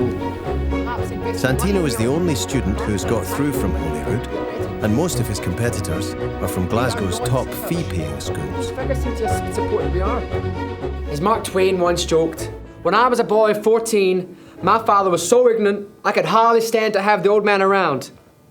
But when I got to be 21, I was astonished at how much he had learned in 7 years. Thank you. Let's show it. It's not supposed to be 5 minutes. You've got 4 minutes 29. Play around with that over the weekend. I don't know why I put on that American accent there at the end. No, it works. Yeah, it was good. I was quite happy with it actually. Thinking about it, I'm feeling much more confident than I did first going into the first heats. So it should be exciting. So I'm quite happy with that. He's quite impressive. So on the night, we'll just have to see. As long as he doesn't get too worked up about it. Santino needs to memorise his speech before he takes on the best that Glasgow's other schools can throw at him. Take those nails off the end there. Just put them in the floor. Tonight is the school fashion show, and the hopeful Malawi candidates are all helping and taking part. It is a big deal, but I think for 6th year it's a bigger deal because a lot of people don't get the chance till 6th year, and all the pictures are going to be in the yearbook and everything. It's a big deal. It's like everybody gets so hyped up and excited about it. I'm excited. The fashion show is a big fundraising day at Holyrood. Head of 5th year Margaret Layden is the organiser, and she is hoping to raise over £1,000. It's the first time they'll have been on the catwalk, and that's quite daunting because it's quite high and they don't really realise it's that high. So how stressed are you feeling? Probably Spider-Woman comes in. I'm halfway up a wall, but it's all right. It'll be all right tonight. Fingers crossed. Sometimes it's a hard job in schools when you're hearing about children who maybe have difficulties here and there, and you're trying to help them and feel as if you're battering your head off a brick wall. But things like this just bring it all to life, and the kids are fantastic, absolutely fantastic. Everyone's been roped into tonight's show, including 3 Beyoncé lookalikes. Gillian Beyoncé, Terry Beyoncé, and Bernadette Beyoncé. We are doing a little dance to Single Ladies by Beyoncé. And we've been Beyoncé-fied, obviously. Terry McIntosh always steals the show, which we're totally happy with. So she's front and centre, we'll just stand at the back. Oh, she's very good. Very good. But Mimna's struggling. It's a nightmare. I'm so embarrassed, quite frankly. And as long as it's full. Gillian has even invited her cousin Miss UK to make an appearance. This is Nicola, she's my wee cousin, and she's also Miss UK. So because we do the fashion show every year, I thought I'd ask her to come along, and she agreed out of her busy schedule, so it's really good. Well, this is the crucial point because everything starts at one point and we've just got so many people to get dressed in. But hey, this is all part of it.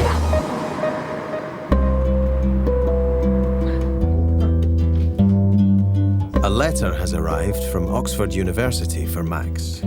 He has applied to 2 colleges there and has set his heart on going next year. It's like getting my exam results all over again.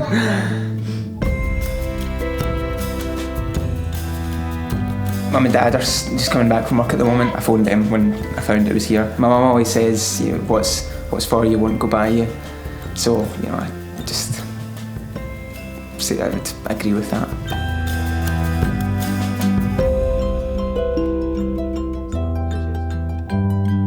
This would be so hard, right? Oh God. I'm trying to think of all my reactions. I'll cry if you don't get in, I'll cry if you do get in. So let's get it over and done with.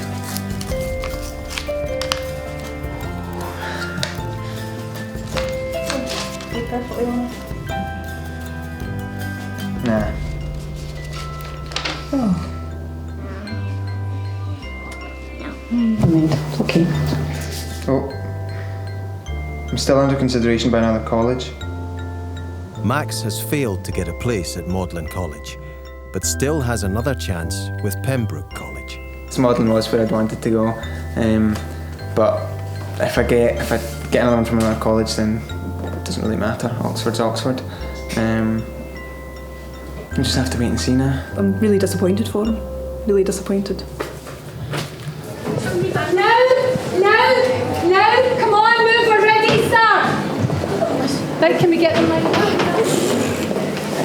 Sleeping can be so worried, but she means well. The fashion show has just started, and Margaret is just about keeping all the balls in the air and all the girls on the stage. Most of the Malawi hopefuls are taking part, as well as a Beyoncé tribute act.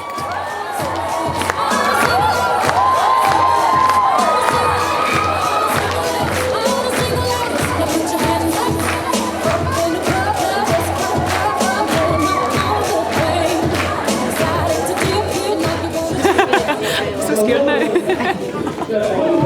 think I'm actually more nervous doing this than doing my actual fashion shows.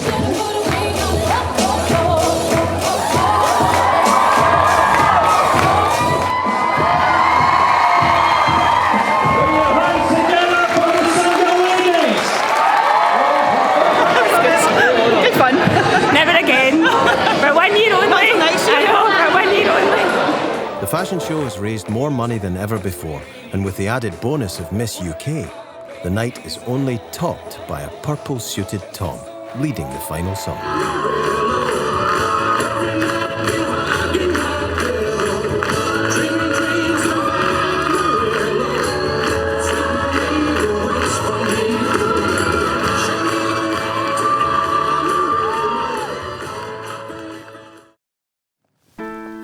Later on in the spring term, an unfamiliar face is back at Holyrood.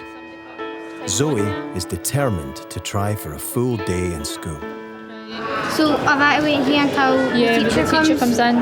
Today Zoe is going to be with us for the full day, so this is the longest period of time she's spent in school since first year, so I'm really good. I'm delighted about that. Her skin's a wee bit sore, but she wants to stay in the full day, so I'm just going to be running about and I'll come back up and see her. And she's got her phone with me, so she can text me, so we'll just see what happens today. I've got English, art, technical, French and maths, but I can't do day 2. So I have to stay in for the whole day, but I can't do day 2. I actually don't know what it's like to actually be in for the whole day, but I'll try my hardest to stay in. She's as bright as a wee button and she's very determined, you know, to go to her classes and participate as much as she can. I'm certain sure she'll make it to the end of the day. If she can last the full day at school, this will be a massive step forward for Zoe.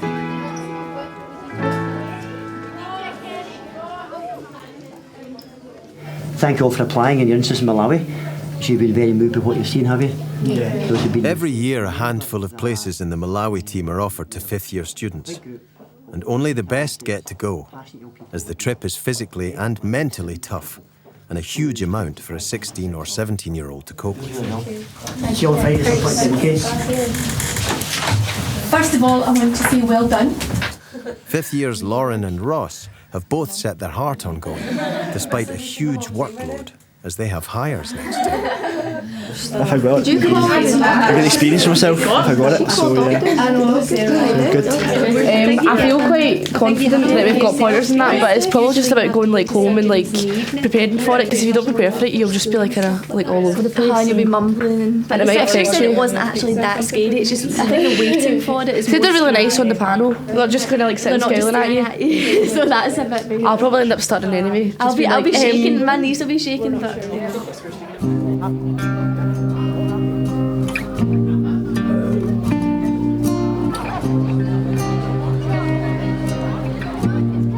Fourth-year Bernice is one step away from being asked to leave Holyrood next year. I've been struggling a bit with school. I'd been put in halfway through the term and there was classes I didn't know anything about, and new teachers, new people, obviously. I was like lost basically. I started kind of, dragging a bit in classes and not knowing what I was doing, so I was kind of struggling with that. So I'd leave and I'd sit in the toilet sometimes like myself, and I didn't want to go into the classes, so that was making it worse obviously, and my attendance just kept getting lower and lower. Bernice was one person whom we assumed would be leaving school, given her lack of attendance, which was quite deplorable. Her lack of commitment, her lack of progress. I mean, the judgment really was, and it was sound advice from her pastoral care staff and year head, that she'd be best advised to leave school. We've now looked at it again.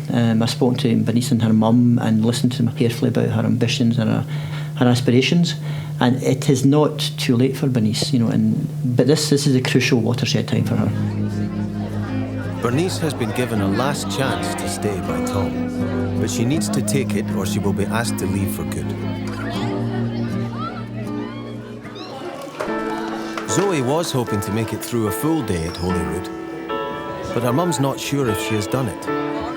She's waiting anxiously to hear how she got on. This is the first time she's had to come out herself, so I don't know how she'll be. And Zoe's determination has paid off, as she leaves with all of her classmates. Well, this is the first time that Zoe has spent a full day in school. It's a huge step because really Zoe hasn't spent much time in school at all this year. So we started off bringing her in for half a day or even 2 or 3 periods at a time. We increased that, and now today she's been here for the whole day. So I'm hoping, having done 1 full day, she'll do maybe a couple next week just before the end of term. And we can pick that up again after the holidays. She's done well, and the fact that she lasted to 3 o'clock longer than I think she was going to last, so she's kidding on, she's not tired, but she is really. I just really want to walk down the house. Zoe has made it through a full day and is already aiming for a full week at Holyrood.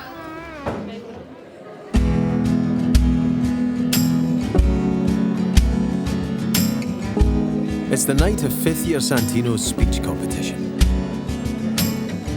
It's being held in Glasgow's city chambers, and his whole family and 4th year girlfriend Victoria have all turned up to lend their support as he takes on the competition. I think he'll do really well. I don't know if he'll win it because I've not seen everyone else, but I think he'll do pretty well. It's great, I'm very excited, a bit nervous for him, but I think he'll be okay. I would say he's got a very strong chance, maybe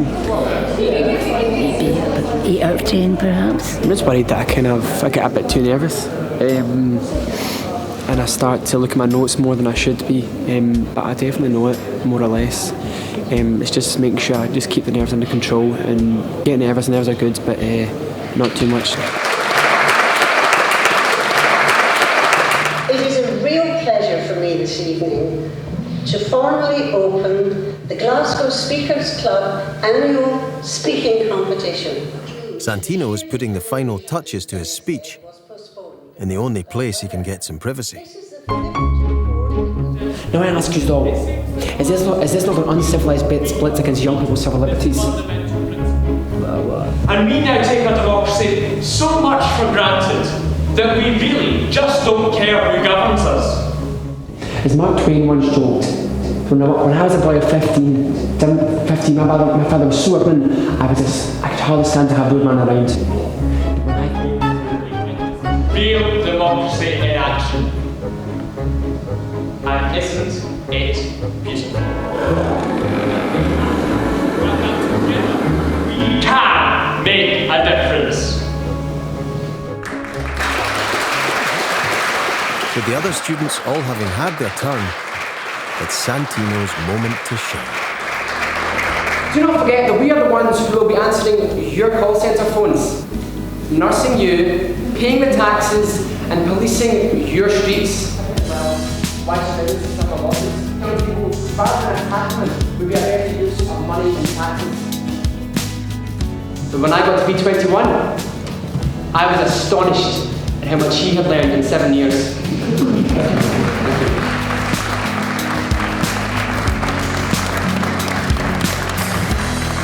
They were all very, very good, every speaker, so we'll just have to see. Everyone seemed really impressed, but I guess they've got to say that. But yeah, it seems really good. Everyone seemed to enjoy it. Victoria, who's not usually, she's hard to impress. So. Very double. Did well.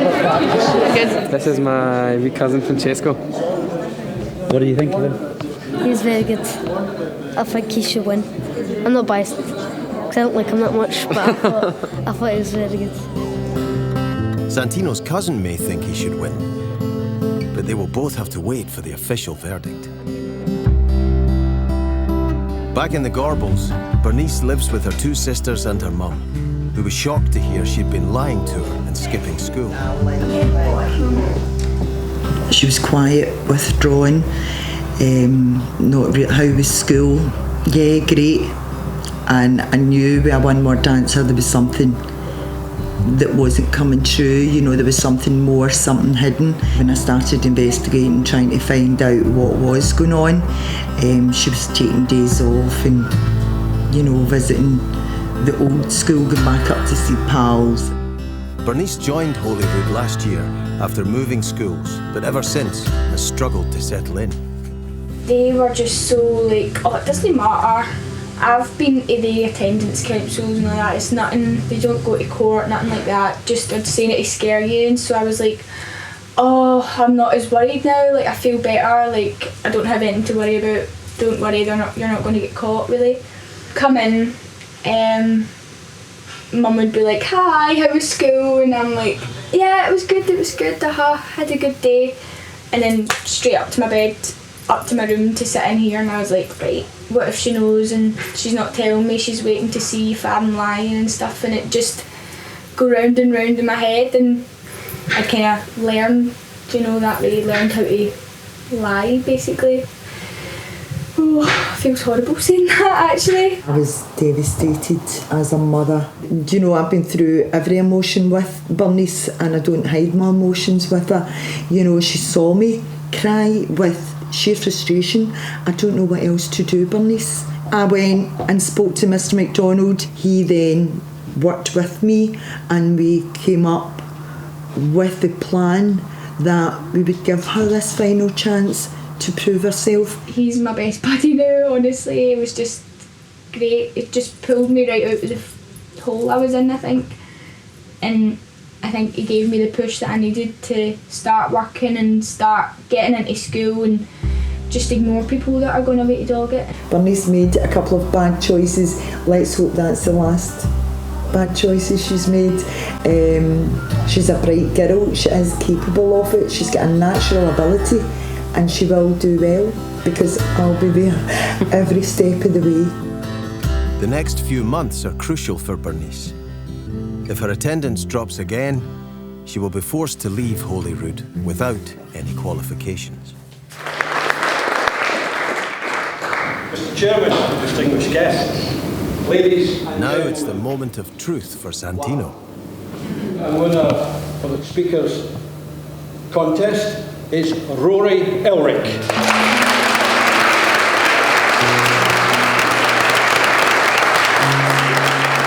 This time, Santino hasn't won first place, and although he spoke well, he'll have to try again next year. A bit disappointed, but it was a good experience overall, so I was quite pleased. Gutted for him, but he did very well. He did his best. He should have won, but... It's a travesty. It's a farce. I'm appealing this decision. Malawi hopeful Lauren lives with her mum and dad in Govan Hill. This is basically my life on a wall, right? This is just like, right, I'll start, right, there's blocks, right? This is Katy Perry, she's absolutely stunning, she's brilliant, she's hilarious as well. This is Sean's a little bit, Sean's the boyfriend. This is the bit where it's funny people, Lady Gaga falling in the airport, that's Fat Gemma from the Louis Essex working out, I thought that was hilarious. She's desperate to be one of the chosen few fifth years going on the trip and is getting ready for the interviews tomorrow. I want to, it sounds really weird, but I just want to like travel and just do so many things and stuff and just like go around and just see everything. I want to go to India, you know how they eat food on the floor and stuff and like all that, I just want to do all that, it'd be so good. There's actually a list on my wall of the things I want to do, and actually saying go to Malawi is on the wall. I definitely want to see all the world. I want to experience all the world, all the different cultures and meet new people. I love meeting new people and making new friends. My last one is never grow up. Because nobody wants to grow up, it sucks. Being 40, you've got like 3 friends and like 2 cats. Lauren has to impress at tomorrow's Malawi interview, or her dreams will have to stay as a list on her wall, rather than a reality. By the second part of the spring term, the snow may have gone, but Daniel is still at Bernadette's door every day on an attendance card. You can get a green one, that's for dogging, and you get a yellow one for behaviour. Give it to all my teachers, and they be paid to sign it to see if I'm in class. You have to go to the Mrs. O'Shea every morning to get one. At the end of the day, you have to go give it to Mrs. O'Shea to sign it. I don't do that. I just go home straight away. Bernadette has been working closely with pastoral teacher Robert to get Daniel back on track. The plan was that this week, they would, all the children who were carrying cards, if they did really well, we would take them off the cards next week when we were away in school for 3 days. So we'll think about it and see what we can do. He's been much better than he was in the last month or so. He's been here pretty much every day. I think certainly better than at the start of the year, when he was in and out with a yo-yo. He seems to have settled. It must be Robert's good influence on him. I'm not sure many will take from 5th year yet. There'll be a whole balanced team and so on. So Lauren is first into the 5th year Malawi interviews. There's so many people that have applied for it, so if you get picked it means we've taken interest to you. But I'm really nervous. My palms are pure sweating. Hi miss. what would Lauren bring to the Malawi team for 2011? I'm a good team leader, but I know how to go about it in the right ways, and I know to listen to people, and I could totally be there for them if someone was like struggling and they were homesick. I could totally comfort them. Sorry, I'm really nervous. That's why my throat's pure dry. 5th year Ross is next in. The main thing is just any situation you're in, just stay calm, because if you don't stay calm then you start working out your body and that makes you start shaking and nervous, so just try to relax at all times. So Lauren, thanks again for coming along. Thanks very much. Okay, well done. Thanks for your time. Lauren was really herself. She has a big personality, great sense of fun. Totally, yes. She's a totally great personality, Lauren has. Yeah, and she has. You see her, Lauren, around the school. You can always hear Lauren before you see her. I think it went really well, and I'm pleased with it. And I'm glad that I didn't go home and structure it and rehearse it, because I think it would have brought me down and I was just myself. So I think that came across well. It'd be a lifetime ambition for me to take on, and it's really makes me want to strive to try to get into the team, because I can take so much away from being in the Malawi team. I can also bring a lot to it. Okay. So it just makes me strive to it, and it will self-motivate me. Okay.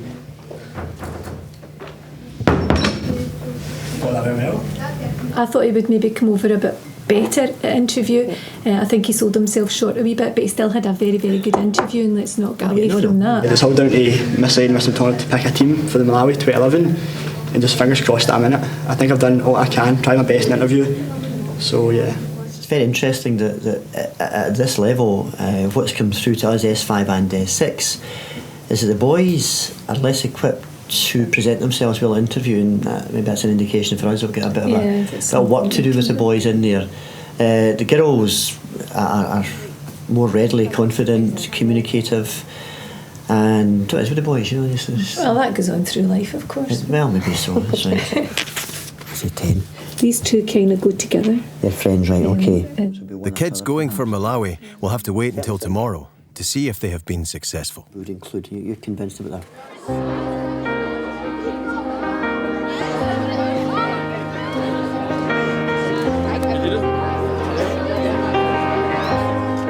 Bernice has to report to Tom every day to make sure she is on track. You got all your classes today, yes? No problem. Good, This good. morning I was a little late, but I went up and got my suit and stuff. Why are you late? Had to get something sorted with my dad.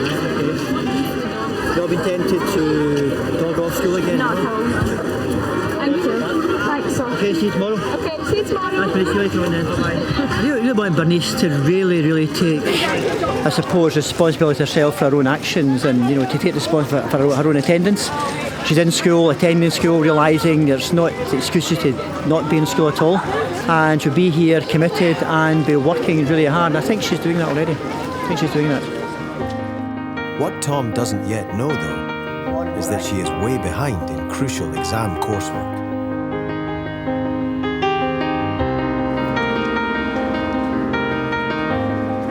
Daniel looked like a tough nut to crack, but is now talking about wanting to stay at Holyrood. It's been about a month since I've dogged it. He dogged it about 2 days ago. But I just don't like dogging it anymore. I need to change school if I dog it again. It seems his attitude towards school may slowly be changing. Another letter has arrived for Max from Pembroke College at Oxford University. It's Max's last chance of fulfilling his university dream. Well, we've got a second envelope in from Pembroke College now, so we're kind of keeping our fingers crossed he might go for the place there. Moment of truth. Open the letter, hurry up. Let's be done with it.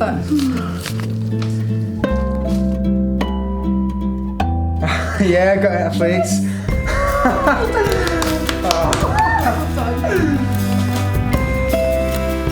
Oh, I'm so relieved. Oh, I'm so pleased.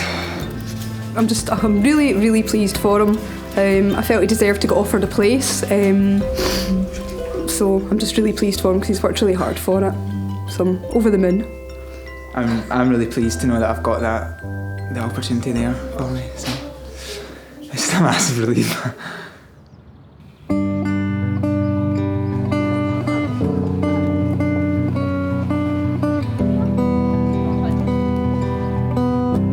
Bernice has been called to see Tom, as he has now heard that she has fallen behind with crucial coursework. Bernice doesn't pull her socks up. There'd be nothing to be gained by returning to senior school for her. She really will have, I suppose, made a decision that academic life is not for her. So she's got to get the attitude in mind that no matter what she does, she needs to commit herself fully. Miss Belton told me you hadn't done follow pieces, so what have you done now? I have completed my conveying information and the short story and the poem by Ted Hughes as well. Right. So it's all complete. So you've hardly been in time any days, have you? So we've got you in school, got you committed, got you doing your work again. Next stage is get here in time. Okay, make sure Miss Belton gets those, but she'll be delighted to receive them for you. Well done. Thank you. Proud of you, well done. It's really Okay. good. Right, thanks, we'll see you later on then. Okay. Bye. I'm just glad that it's done now.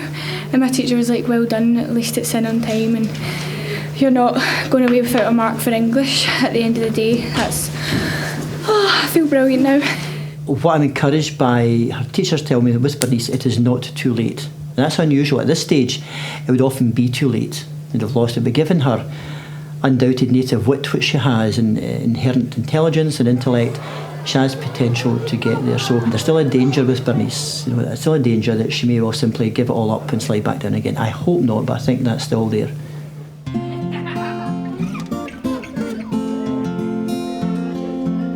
It has been a full 3 weeks since Zoe has missed a day at school.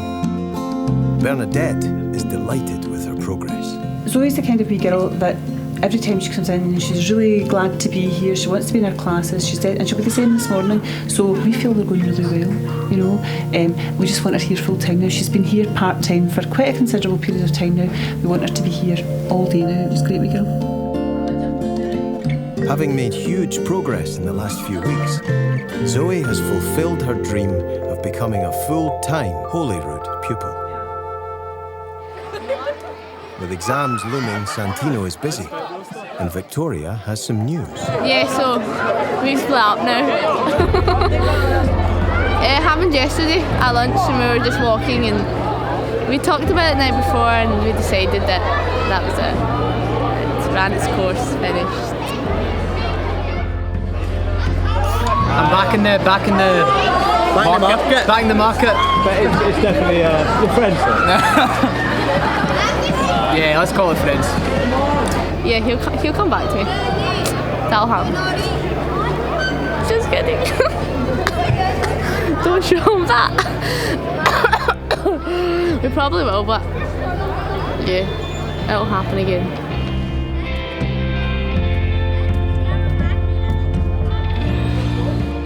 Max may have had an offer from Oxford, but he's having second thoughts and is now thinking about going to St Andrews University instead. Oxford, I just think, might be a bit of a risk. I mean, I'm sure I'd find it interesting and everything, but I just don't think there's any point in going there for the sake of it when I know that I'm really, really going to love the international relations at St Andrews. And, you know, money and everything else aside, you know, it's probably going to cost about 15 grand a year to go to Oxford, whereas at St Andrews I just have my accommodation costs. So I just think St Andrews is looking the best option. At the start of the term, Daniel's behaviour was giving Bernadette real worries. He looked as if he might be changing. But has a term of support and monitoring really made any difference? Have a seat. The difference between Daniel Mutumbo 3-4 months ago and now is incredible. A big difference. At the start of the year and throughout the course of the year, Daniel had been missing from some of his classes. We pursued him quite a bit with regard to that. We gave him a support card, we had meetings with him, we eventually brought him to the attendance council with his mum because it had become quite a worry for us. However, he seems to be back on track now. I think he's beginning to learn his lesson. He knows that we're watching him, that we're monitoring him, and that we will take action if he decides to go off the rails again. Maybe he get fed up with us being on his back all the time and decided it was a better option to be in school, hopefully. If I trained in the middle of the day, I wouldn't be allowed to go out after school, so it would be rubbish. So I wouldn't get to see my friends and stuff and go out on weekends. So it's better now. First year I started, I was like, don't care, just sit around and not do nothing. But now I want to like try my hardest.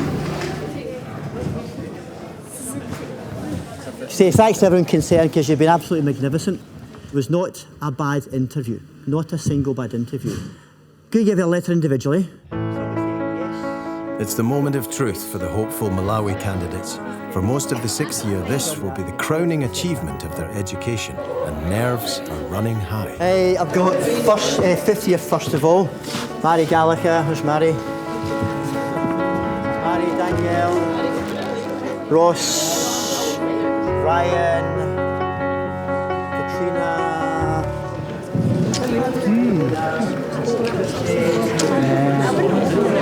You know you're on it. Catherine.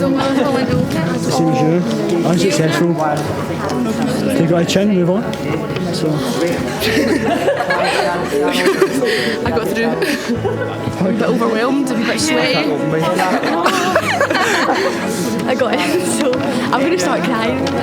I don't want to open it, I don't know. I'm scared. I don't know what to feel. Well, I got in, so loads of my pals. So we're actually so pleased. My mum's not even answering her phone. It's her phone. So I need to go up the road and tell her. I'm actually petrified right now. Let's go. Yeah,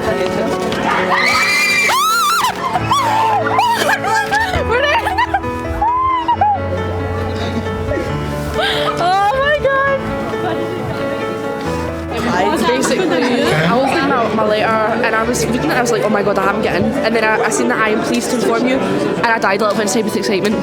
I'm actually so happy, but it's so sad for the people that never get through. I really feel bad for them.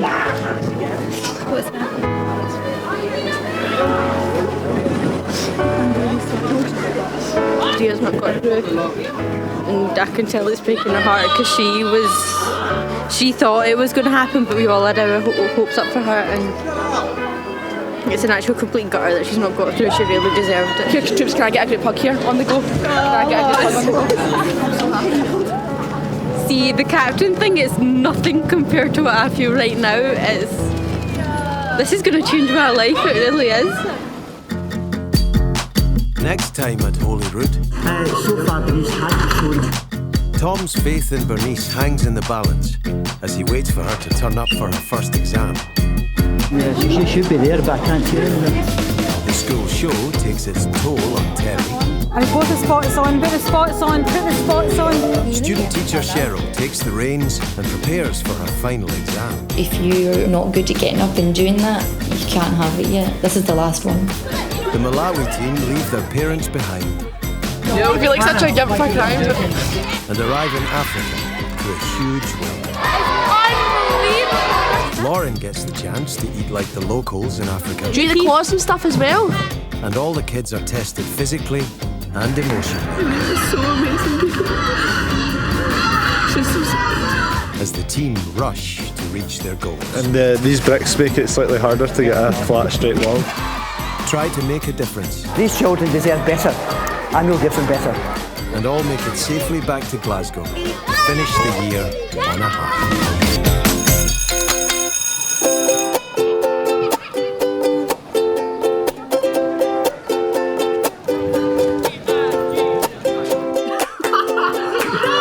High school follows a year in the life of Holyrood Secondary School. Showing the ups and downs. We split up now. The triumphs and the tears It's so amazing. as they battle to keep the show on the road. Keep standards high. He continues to defy us and to trump from school. And make it a successful year in one of Europe's biggest secondary schools. I like myself, and I wouldn't want to change any bit of it. Holyrood Roman Catholic School is on the south side of inner city Glasgow. It's the summer term, which means it's exam time, and the pressure is on both the kids and the staff to perform. Today, 400 fourth years sit their vital English standard grades. Right guys, I need to take a wee step back from the door and the board, just so it's nice and clear for people checking. Gillian Mimna was appointed deputy head at the start of the year and has taken on the huge task of coordinating the exams. With over 400 pupils to organise, she has her work cut out to make sure everything runs smoothly. I actually feel quite nervous because this is my first year doing SK. I'm the SK coordinator, and I honestly felt it was like my own standard grades again, because if anything goes wrong, it's like on my head. So, okay, you can start to make your way into the assembly hall. And as the fourth years go in, Headmaster Tom MacDonald is by their side. Passing English demonstrates literacy, gives you a passport to future employment, future careers in education and university, college, come back to school to do higher, so it's absolutely fundamental for them. Every young person should pass English before they leave school. Tom may think that every young person should leave Holyrood having passed English. But last term, fourth year Bernice was on the brink of being asked to leave Holyrood as she was constantly skipping school. I remember getting caught, and I was just like, whole world just collapsed. I was devastated as a mother. You know, she saw me cry with sheer frustration. I don't know what else to do, Bernice. Bernice was given a second chance after she and her mum worked out a plan with Tom, who pushed her into catching up with her classmates. Okay, make sure Miss Belton gets those, but she'll be delighted to receive them for you. Well done. Proud of you, well done. Bernice spent the rest of last term attending and working really hard to make up for lost time. I feel brilliant now. It is not too late for Bernice, you know, but this is a crucial watershed time for her. Bernice was on the brink of turning things around and looked as if she might pass at least one exam with English being her strongest subject. Non-uniform item off, please.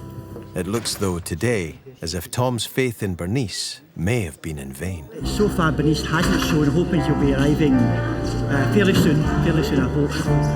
But so far, she hasn't shown. Excuse me, you'll need to take that off because it's still playing music and you need to hand it to me, you're not allowed it in.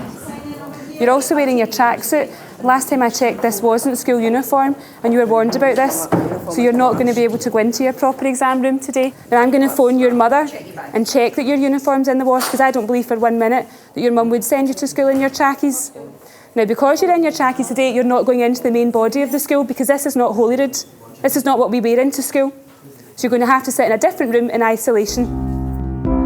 With only minutes until the exam starts, Bernice is still nowhere to be seen. So we're getting very close to time. I'm hoping she will arrive very, very soon.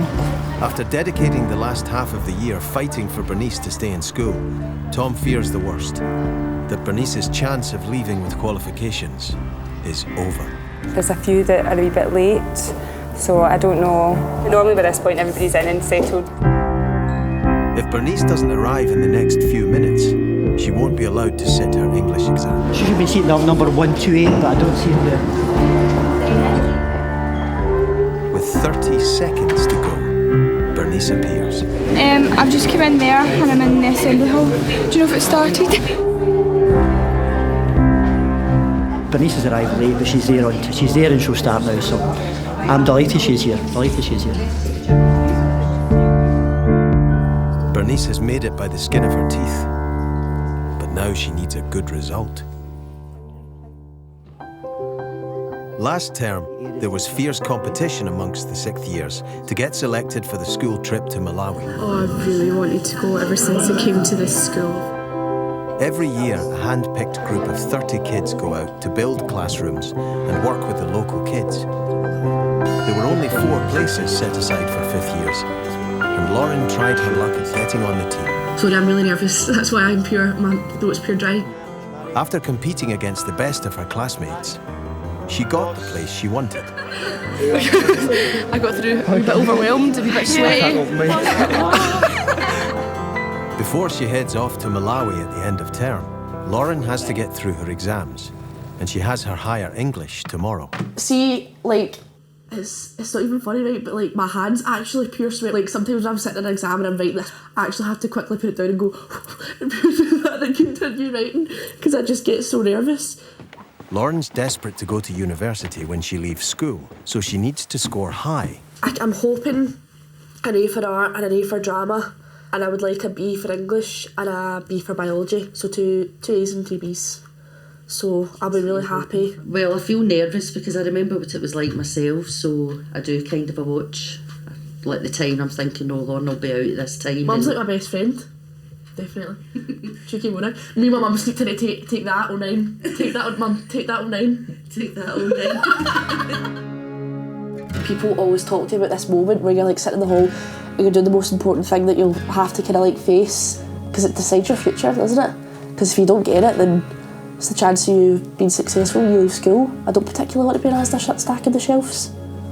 So, it's true, but... Lauren's sitting 5 hires and needs good results, and it all kicks off tomorrow with English. Back at school, though, the standard grade English exam is over. I wrote about 8 or 9 pages, so I don't know if that'll be too much. I just kept writing and writing. I don't know if I was rambling or what, but at least I got it finished in time. They all seem quite happy, seem to have done well so far, so fingers crossed. Tom seems pleased with the 4th years, but keeps Bernice behind for a talk about her late coming. Okay, run late, then you get agitated, you get anxious. I know. So target 8:30. If things go late, then you can obviously be here still in time, right? Maybe try and get a lift off my mum as well. Talk her into it. I know. 1 down, Bernice now has 6 exams to go. Last year, the school show was Oklahoma, but it had to be cancelled at the last minute as the cast didn't show up for enough rehearsals. This year, the head of music and drama, Terry McIntosh, is determined that Joseph will be a smash success. We're looking for 2 Josephs. so that we can double cast it. And we're looking obviously for all the brothers and supporting cast as the brothers' wives, the pharaoh, etc. So that's what we're after tonight. Hopefully we'll get what we're looking for. Auditions are already underway. I closed my eyes, drew back the curtain to see for certain what I thought I knew. There are one or two that are much lighter singers, shall we say, than the others. When they're on their own, it's scary. Drew back the curtain. Terry is happy that she thinks she's just found one of her two Josephs. What I thought I knew. They're all good. That's alright, miss. That makes me feel really confident. You're good. You're good. And in the Well done.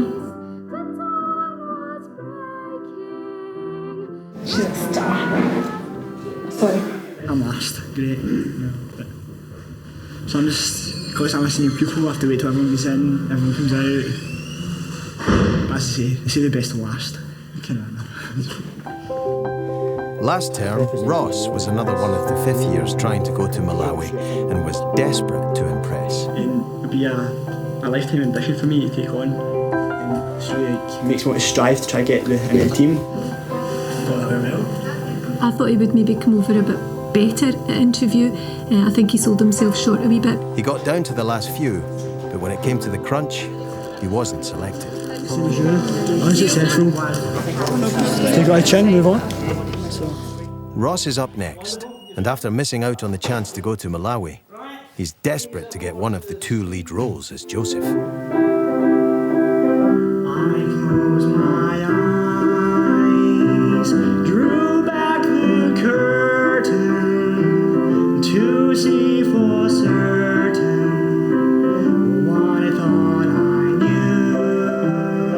Okay, see you later. Alright, see you tomorrow, Ross.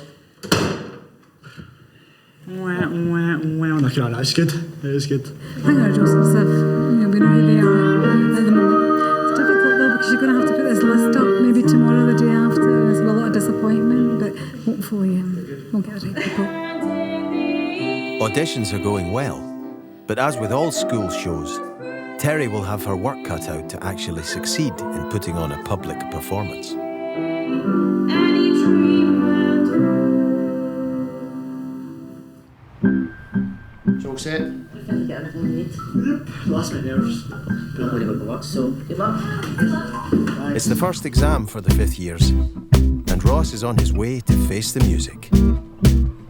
That's my first exam out of 5, so joy's starting to kick in now. As soon as I get sitted down, hopefully I'll be fine. It's my last minute notes. Lauren and her friends have also come armed with revision notes, but some are more prepared than others. My notes, Lauren's notes.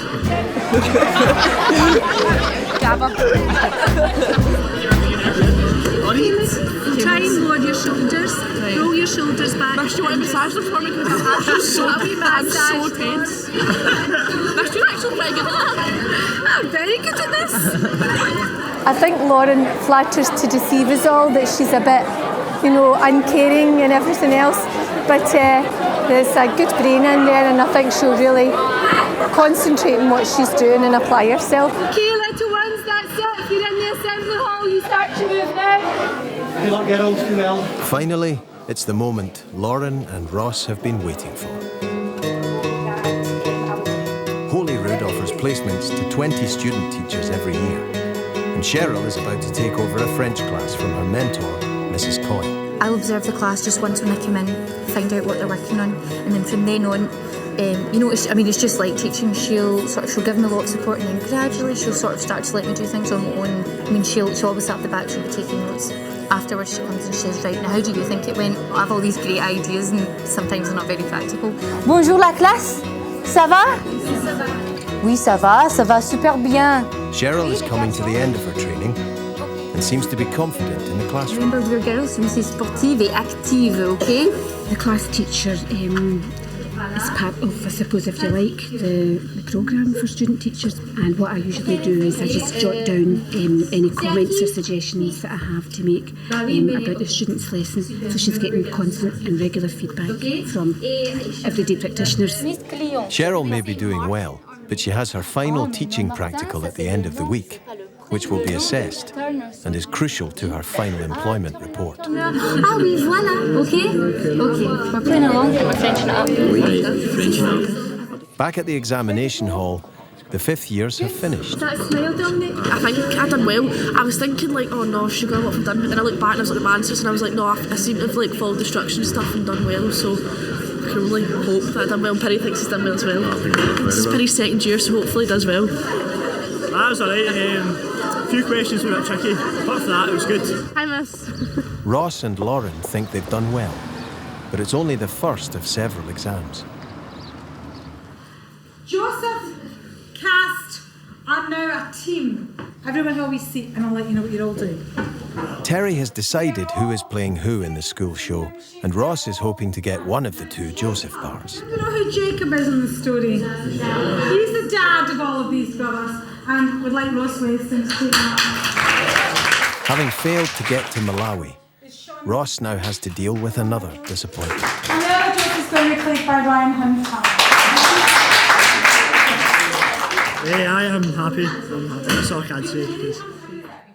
Terry may have selected her main roles, but pulling the show together with most of the kids having exams will be a major test. By the middle of term, and coming towards the end of her exams, Bernice has decided what she wants to do if she gets the grades she needs. Up until a few weeks ago, I had no idea what I wanted to do. There were so many things out there, and I was lost with it all. I was like, oh, I don't know what I'm going to do. And my mum was like, well, you need to make a decision. You're going to be leaving soon. So I want to go into college to be a nursery nurse if I get my qualifications, just till these exams are over. It's just, I'm trying to get the best possible mark that I can. I'm just going to do my best and see how I get on. Bernice will need to pass at least 4 of her 7 standard grades to give her a chance of being accepted on her dream course.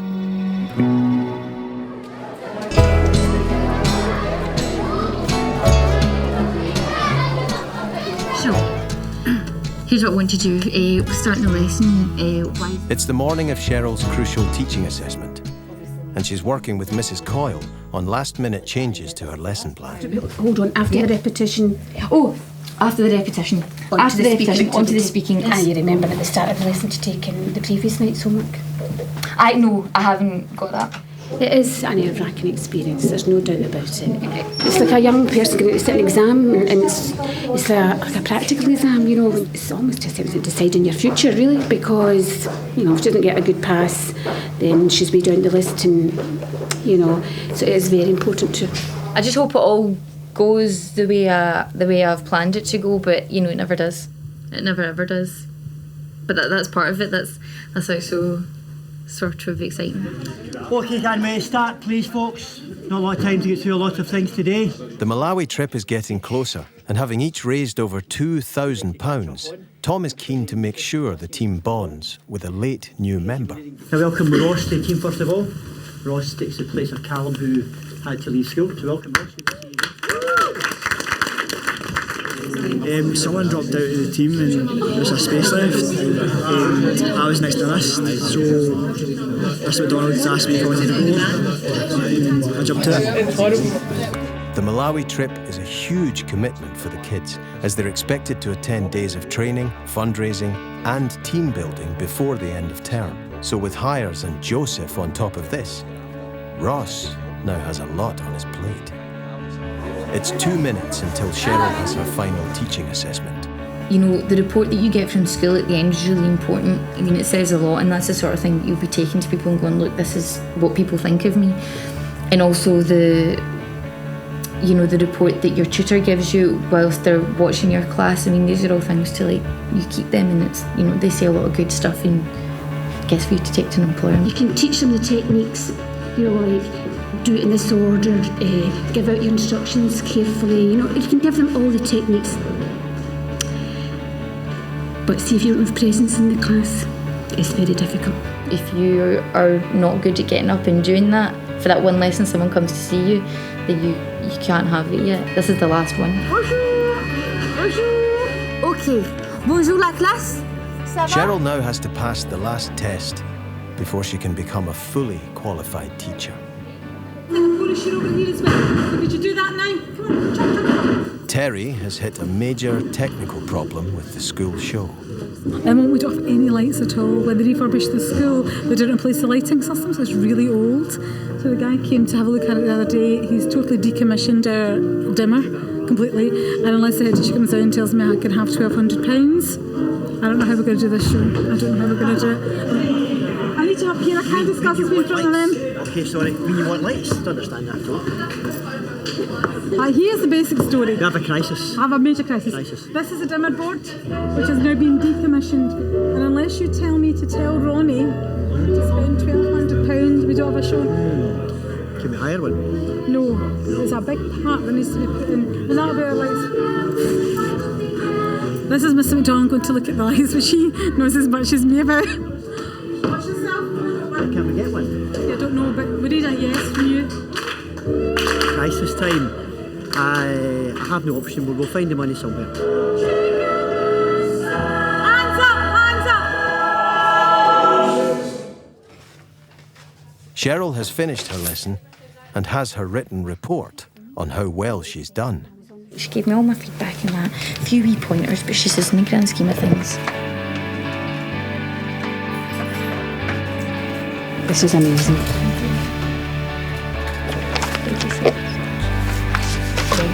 Delighted.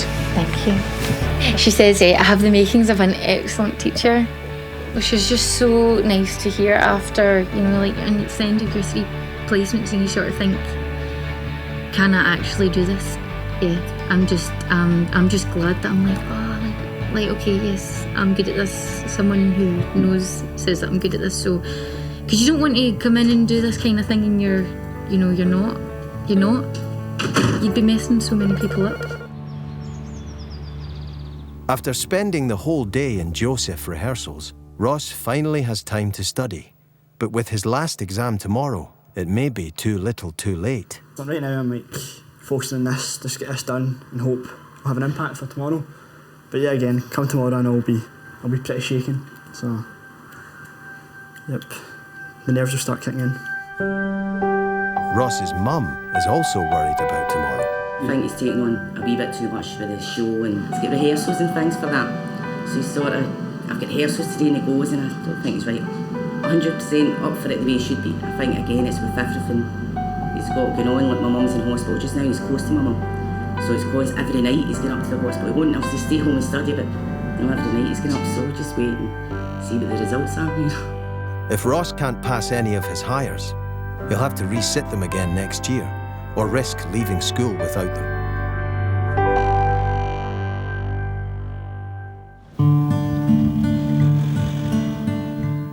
It's the weekend and school is normally shut. But Terry has called an emergency rehearsal as she's struggling to bring Joseph together. One person, though, is a no-show. Ross Weston missing this morning. His phone's not working. I'm a bit concerned because Ross Weston's not here.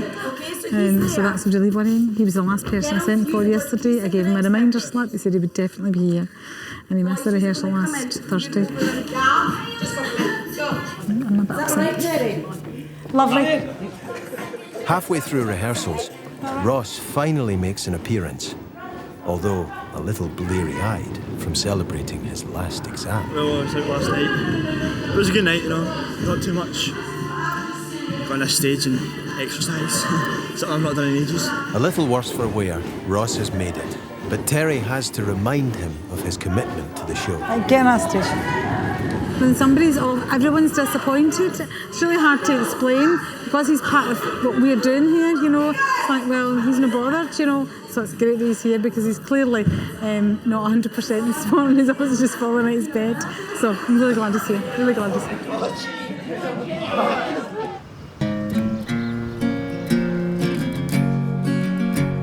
It's the last week of term at Holyrood, and the pupils breathe a sigh of relief as exams are over.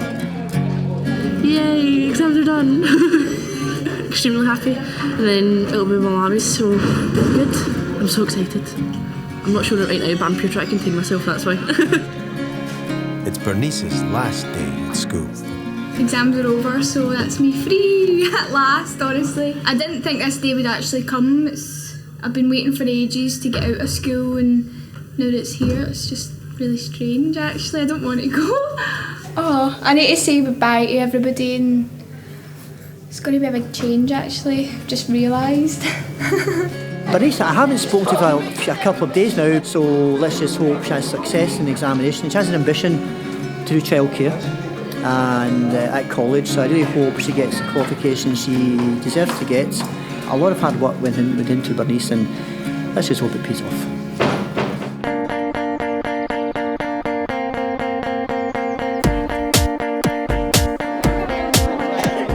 Because it's Go Joseph. Go Joseph. I'm going to give you this pen.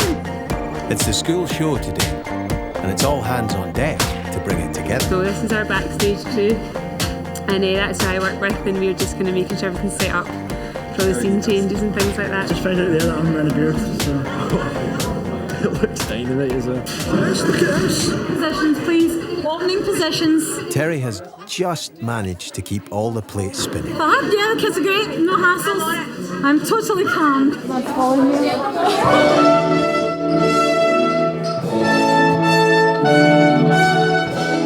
The show gets underway, but Terry is soon battling with technical problems. The lights aren't on. Lights aren't on. I need both the spots on. Put the spots on. Put the spots on. These lights are not working. They were fine before the production started.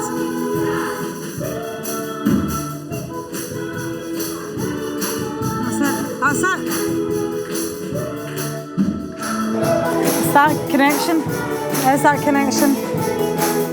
But things go from bad to worse for Terry as the radio mics start to malfunction. It's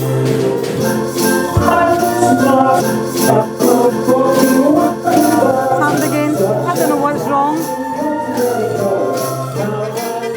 The cast carry on regardless and make it to the interval.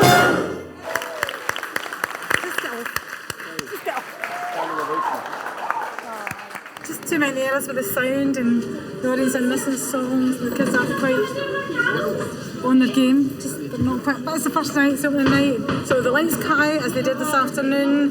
The sound, all really fuzzy, and sometimes the white mics work. And it's the thing about using radio mics, sometimes it works, sometimes it doesn't.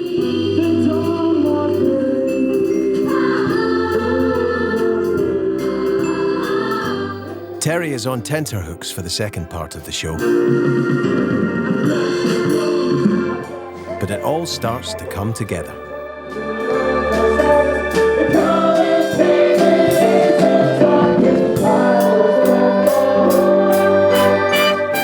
Is it worth it? Yeah, absolutely. That's why you do the job. It's what it's about. For the love of the kids and for the fact that the kids get so much out of it, it's so worth it. And their mums and dads are very pleased and proud, and the mums and dads are saying, look at how my child's confidence is going, it's really helped them.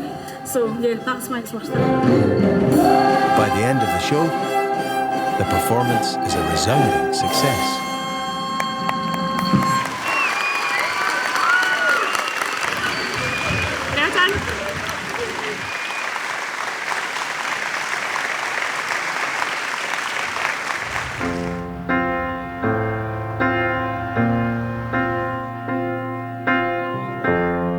It's D-Day for the Malawi team, and everybody's meeting at the school gates. We're all excited. Everybody's very, very emotional, especially parents who can see their sons and daughters going a 6,000-mile journey to Africa. I've reassured them it is the warm heart of Africa. I look after them as if they're my own. I feel more like granddad than dad these days. We're certainly very excited, and we're just now desperate to go.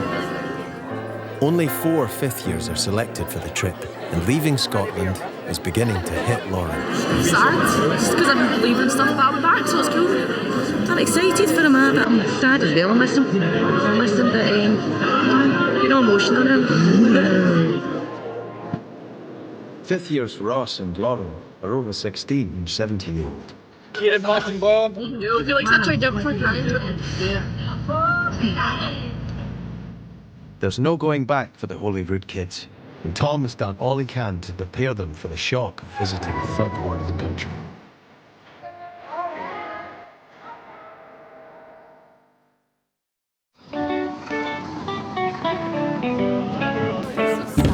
After 24 hours on the go, the Holyrood team have landed in Malawi. But most of their bags haven't. Just come off the plane for Malawi, Antire, and half the people here lost their face. So they'll come up from there and try to get their names taken down. Hopefully the case will come in the next few days. It's not the start they wanted, but Tom wants the kids to see what he has planned, and they head straight to the primary school, where they've promised to build a 3-classroom block. As it's a Saturday, the school's closed for classes, so the team are not sure anyone will turn up for their arrival. I think it's not just going this church and across from it, in fact it's just out here. Here, can you hear?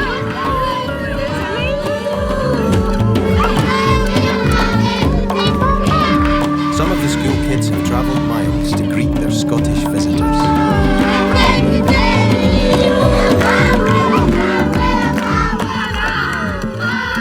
The Holyrood team are working at a massive primary school with 4,000 kids.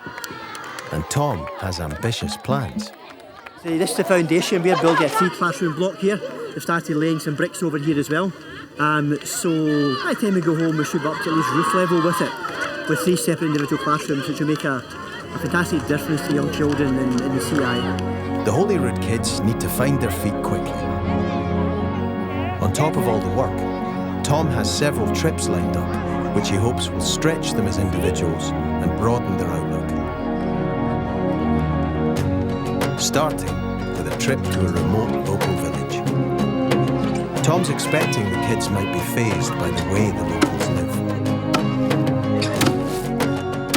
As the kids take time to look around the village, they begin to realise that life is very different here. Look at those big massive things. Oh, are you allowed to try a bit? Are you allowed to eat a bit? Is that okay for me to... No, Lauren, don't. I don't really feel comfortable eating the tail because tails scare me. Do you eat the claws and stuff as well? Because they're harmless, they're only mice. It's got like eyes and teeth. But so a pig has eyes and teeth. You eat that as a piece of bacon. I can see that one's facial expression when it died. It's like, it looks shocked. It looks like Hermione Granger when she was petrified in Harry Potter. I don't think I'll try the mice though. They could be a bit disgusting. So you need to live a little. So far, it seems Lauren is unaffected by Africa. Lauren, what would you actually do if you were sleeping at the night and I came in with this kebab like that over your face, tickling your cheek? I physically sink. Lauren's taking Africa in her stride, but it's still early days.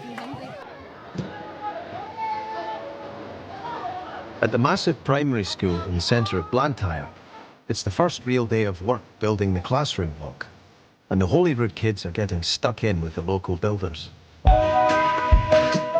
Should go back though? Yeah, go back though. You get a hang it, but then at the same time you start getting tired and tired and tired. I mean, these guys are used to it, you know, so show a bit of effort. These bricks make it slightly harder to get a flat, straight wall, so we do our best. They have 2 weeks to get the roof height. If it's ready, the new block will house the Primary 1 kids who are currently being taught in a huge, dark building.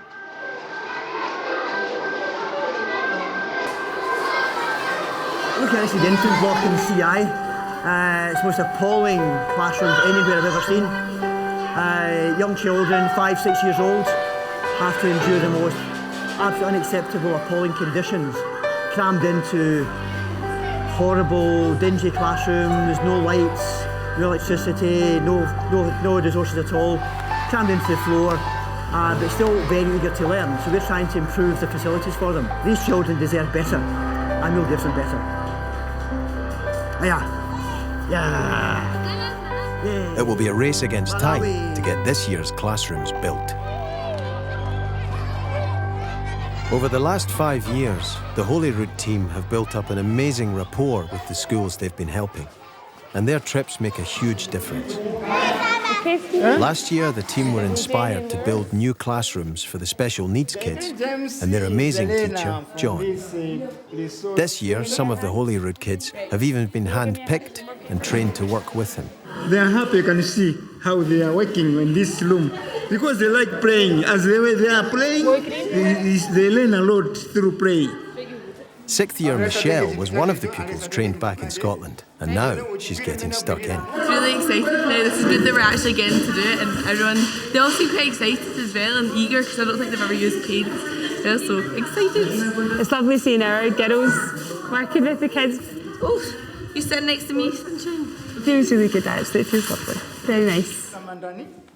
After a brilliant morning getting to know the kids and John, Gillian is feeling proud of the way the Holyrood kids are working. I think it's a fantastic experience for young people. I mean, I think it's hugely important. Like, I just think it's dead rewarding and things like that. Sorry.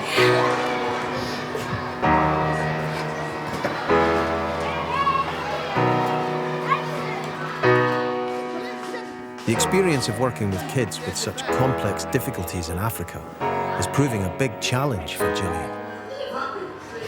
I don't actually like getting upset because I don't think it's actually fair to get upset. But it's a real eye-opener because my mum and my sister both work in special education. You see how much those children have in those schools, and then you come here and they've got like nothing. And I just think it's like life's hard enough, but they're so happy, and the guy John is so good. I mean, like, our kids are amazing, you know, and they're just getting there and so positive, and I'm just so proud of them just doing that and working with the kids so well and things like that. It was so nice to see them all so happy and doing something different and absolutely loving it. It was just so nice. It was really good. I'm actually cheesered. I can't explain how good it was.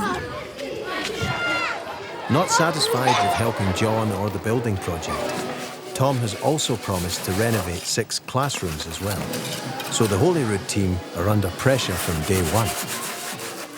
It's hard. It's going well. It's not hard like the way I thought the building bit would be much harder. That's probably because I've not been building yet. But to do with the kids, that's hard because like they're so clingy and they're just standing there when you're doing this in total like fascination. You can tell they're already appreciating it. So when you have them look at you like that, it's making you work faster because you want to get it done for them. Much to everyone's delight, back at base, the missing bags have arrived. Hey, baby!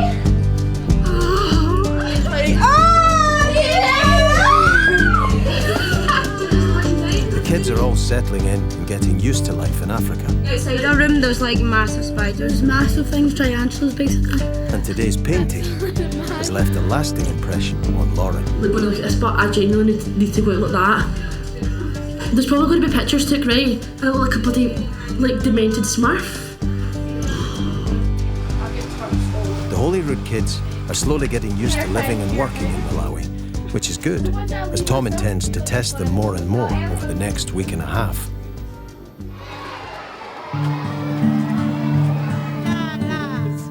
Malawi has few natural resources and is one of the poorest countries in the world. Many see education as the best hope of alleviating the poverty in the country, and most schools attract kids by giving out 1 cup of fortified porridge a day for kids that attend. This food is vital, and sometimes the only meal a child will get. That is, if they have anything to collect the porridge with. In the middle of the first week, the Holyrood team have found some of the special needs kids sitting on the ground, locked out of their classroom. Well, just now what's happened is John, who's the special needs teacher, and he's the only one in this school, and he's not in today and he wasn't in yesterday, and we've just found out that he's not going to be back until Wednesday. But we were thinking like some of the kids have came because they're obviously wanting to come to school for their meal, so we're going to just ask Nellie, who's the head teacher, if we can teach them today. Seeing the special needs kids left outside has brought home the scale of the problems in Africa to Michelle. The fact that they're here just shows how much they're desperate for food, they're desperate for like some form of learning. I don't know, it's really upsetting because it's a shame thinking that they're so desperate that they come to school for food. Tom is angry that John has been called away and the special needs kids have been left on the ground. I need John in here. I need John back in here. What I found out, John apparently has been called away unexpectedly to do exam supervision in different parts of the area, so I've actually said that I'm disappointed. We work so closely with John. We love the special needs children. We built a classroom for them. John's not here. The children can't come to school. It's really disappointing, so I've asked for him to be sent back again, so I hope that will happen now. Okay, we'll be 10 minutes. Okay, Tom is determined to use all his influence and contacts to get John back. But only time will tell if he's going to be successful. After several days eating basic food, all the kids are given a treat visiting the only supermarket in the city. It seems sugar is a high priority. This is the first time the kids have had like sweeties and chocolate for like 4 days, so it's, they're so excited, honestly. I've actually not seen them this excited since they found out they're going to Malawi, practically, honestly. So it's going to be like supermarket sweep. Racing through, lots of Coca-Cola and chocolate. What are you going to get? Lots of Coca-Cola and chocolate. Enough just to do me till next week. Donuts, they're so good. They're only like 90 pence or something. How many is? I'm eating Rab's junk donuts. Rab's king size nuts. And they're lovely.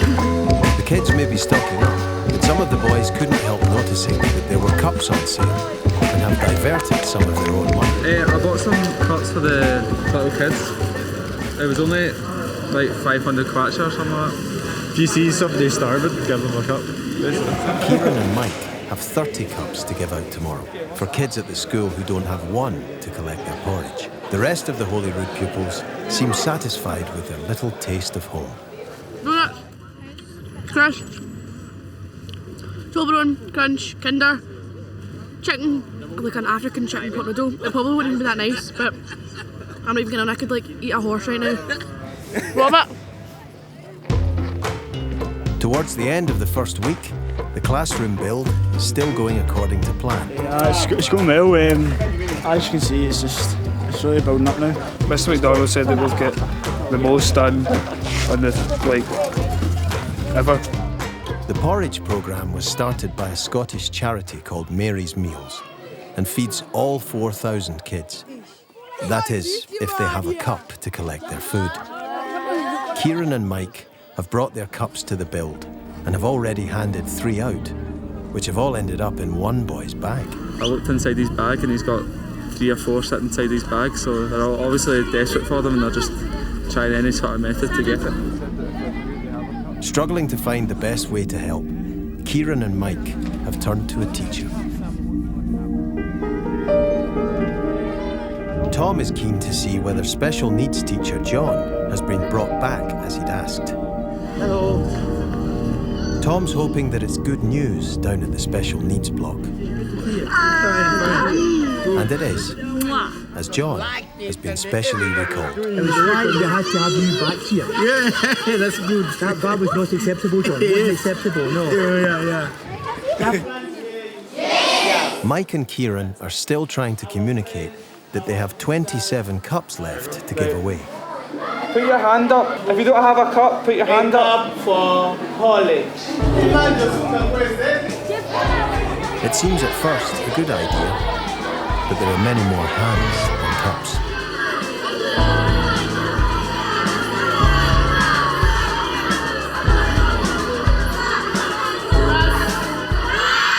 There's too many in the class, so the teacher's picking out all the girls because he says they won't lose them, so we're going for the girls. We thought it was just a few people, but half the class put their hand up. Worried that the cups will be taken from the girls by other members of the class, Kieran and Mike take them to give them out in private. Right, we're going to go? No, not yous, just the girls. Just the girls, just the 27 girls. But word has already spread, and a crowd has started to form.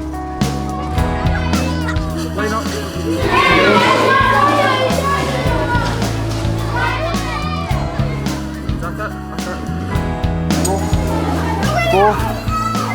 Go away. Michael.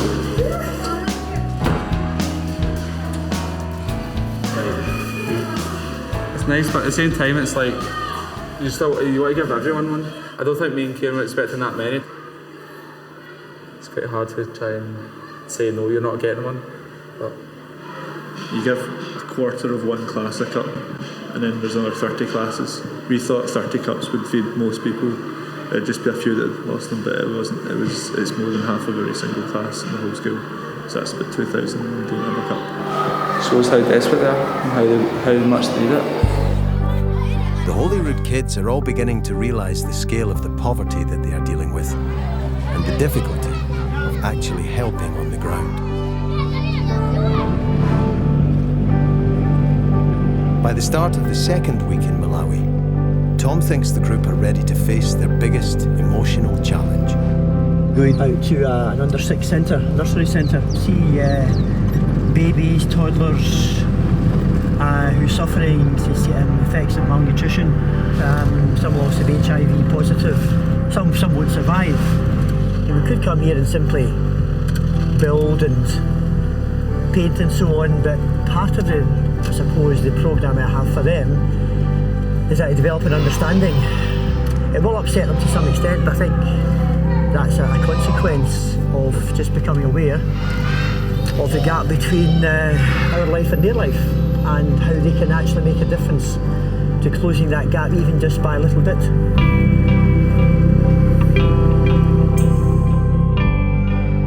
It's only a short visit, but it's enough time to get to know a few kids and see how the feeding centres work. All the Holyrood kids are getting stuck in, and they're doling out as much attention and love as they can. Some of these kids have got HIV and AIDS and stuff like that, and you can kind of tell the ones that do because they're not really as happy as the other ones.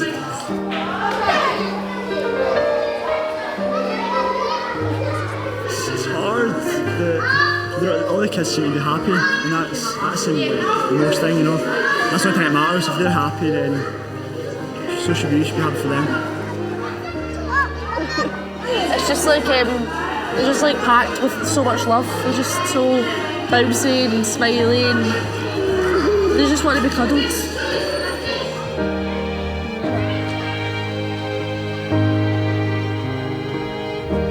I feel like actual crap. It's just such a shame for them, because like half of them are orphans and everything, and it's just horrible.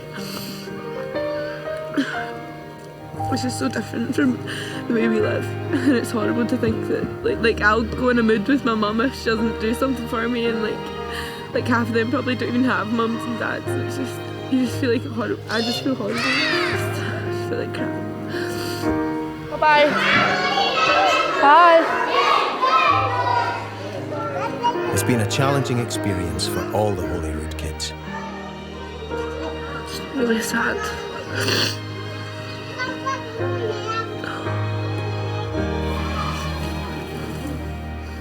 Let's go. Jump on. The orphanage visit has had the impact that Tom hoped, and later in the week he has another trip planned, which he hopes will now lift their spirits. Back home, pupils across the country have been waiting anxiously for their exam results. Mum. Yeah? Is there tea made now? And today's the day Bernice will find out if she has passed the 4 standard grades she needs to get the place in college she desperately wants. I don't have any idea about exam results. I've been waiting for ages, it feels like, and I'm quite nervous actually. Bernice's mum is desperate to find out if she's managed to pass any of the 7 standard grades she sat. It's quite scary, isn't it?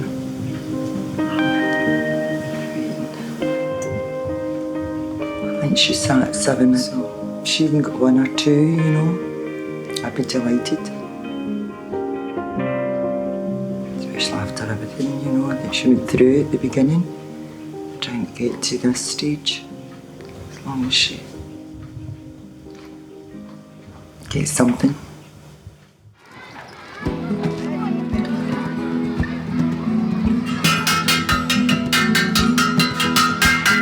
In Malawi, the team have been struck down by a sickness bug, with 5 days to go before they leave. Ross, can I come in? Have you been sick? I was last night. Right. Everyone else is getting bugs and stuff like that. But Me, Kieran and Marcus, we're all fine, but I just don't feel too good. Like, my stomach's not happy with me, and I feel really weak and down.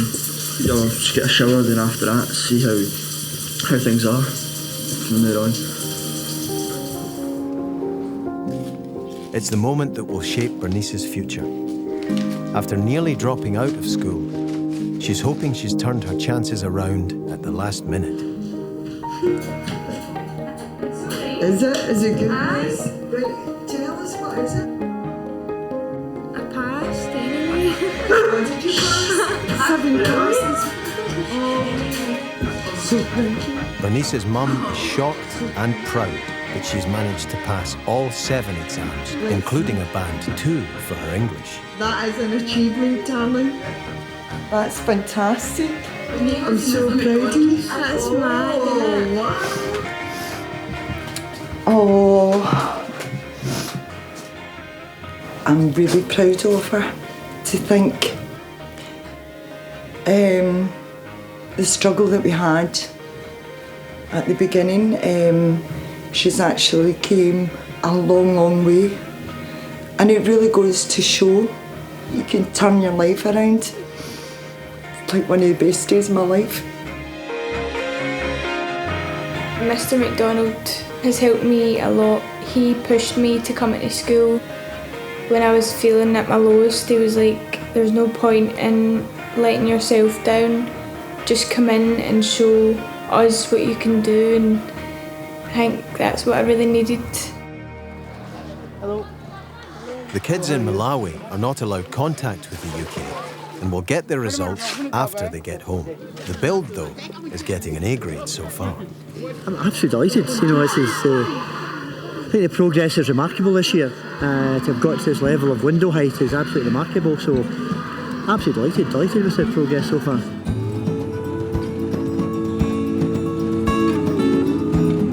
Tom is keen that the Holyrood kids see charity work at the front line, and all the team have downed tools and travelled to a remote, rural school.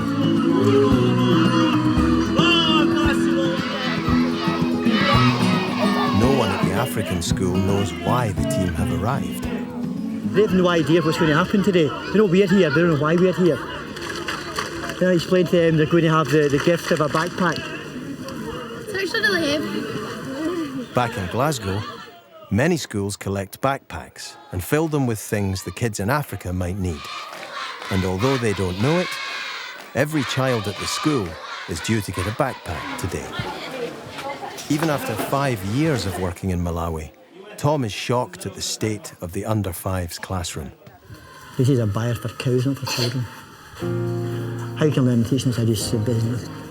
Beggars belief is just awful. It's awful.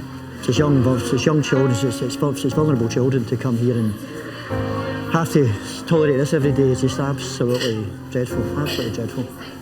I'm glad we're here and we can make a difference to these children, but it's appalling what they have to suffer in life, isn't it? Appalling.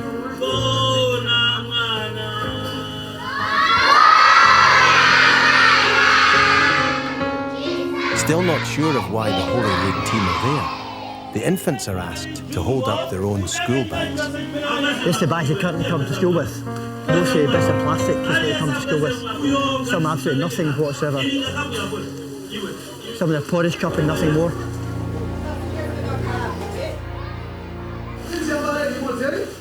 In another classroom, Gillian's team is getting ready to reveal to the children why they are really there. We're just getting ready to give them out now. They're all nice and quiet. An expectation, it's lovely. 5, 4, 3.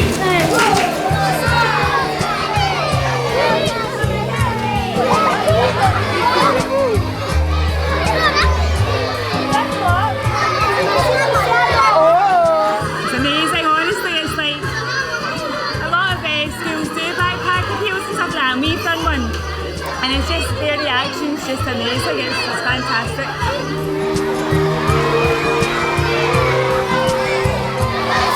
Unbelievable, they're so happy. And we're never this happy at school, it's amazing. One of the girls girls keep taking everything out and putting it all back in and taking it all out again. It's mental.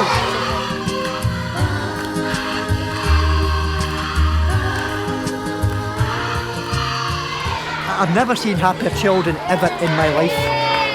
I've often said it's a bit like Christmas Day. That's a way beyond Christmas Day. Christmas Day at home is children with a lot of things getting more. That's children with nothing, getting some basic things we are casting off back in Glasgow or back in Scotland. So moving.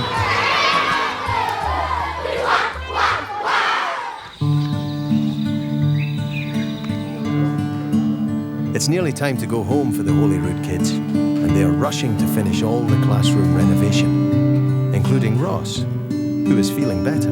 Although it's like everything's coming on well, it's just we want to get it finished and just have that feeling that we've done a job, you know. I'll come and find you, okay? Yes. Stay here. As it's the last day, some of the Holyrood team have been trying to give away their things to the African kids.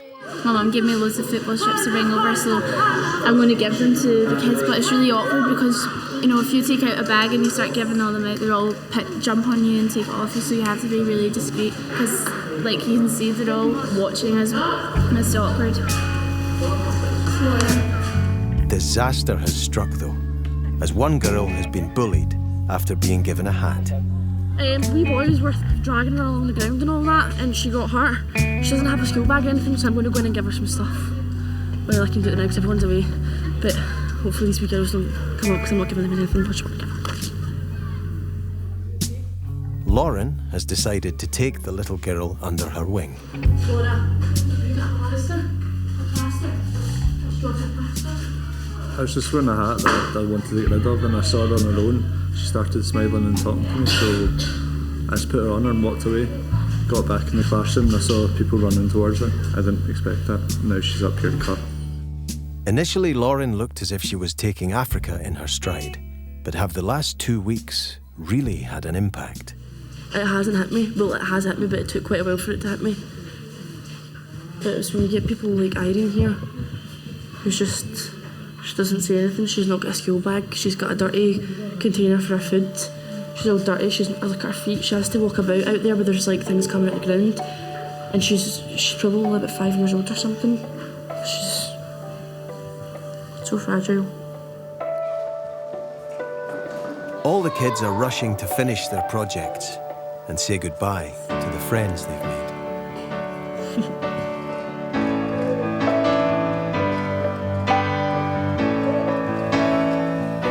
The education, some people say, is what's left over when you forget all you've learned in school. Education really is the person you become, the qualities you have. Education is about its whole life experience. And coming to Africa from away from your own environment and seeing things that you would never, ever, ever be able to experience anywhere in your own country will change people for life. And our young people will go back, I think, better prepared for life and much more determined, I think, just to see that they themselves can contribute towards society locally and globally and to bridge the gap between poverty and wealth. And I think, I'm confident my young people will most certainly get back home again with a great, great determination to want to make a difference. With 6 classrooms renovated and the build much further on than Tom ever hoped, the trip to Malawi has been a huge success. Once you come and see it, it's totally different from what any perception I had about Malawi before. It's really changed me as a person because now I know I'll go back, I'll spread the word, you know, hopefully make a difference.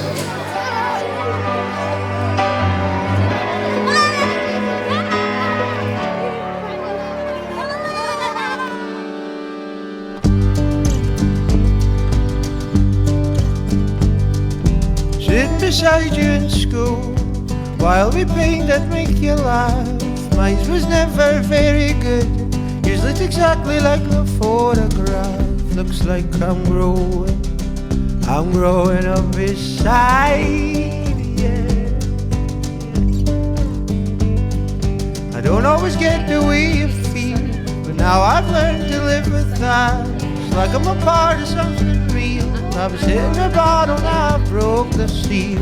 Looks like I'm growing up beside you.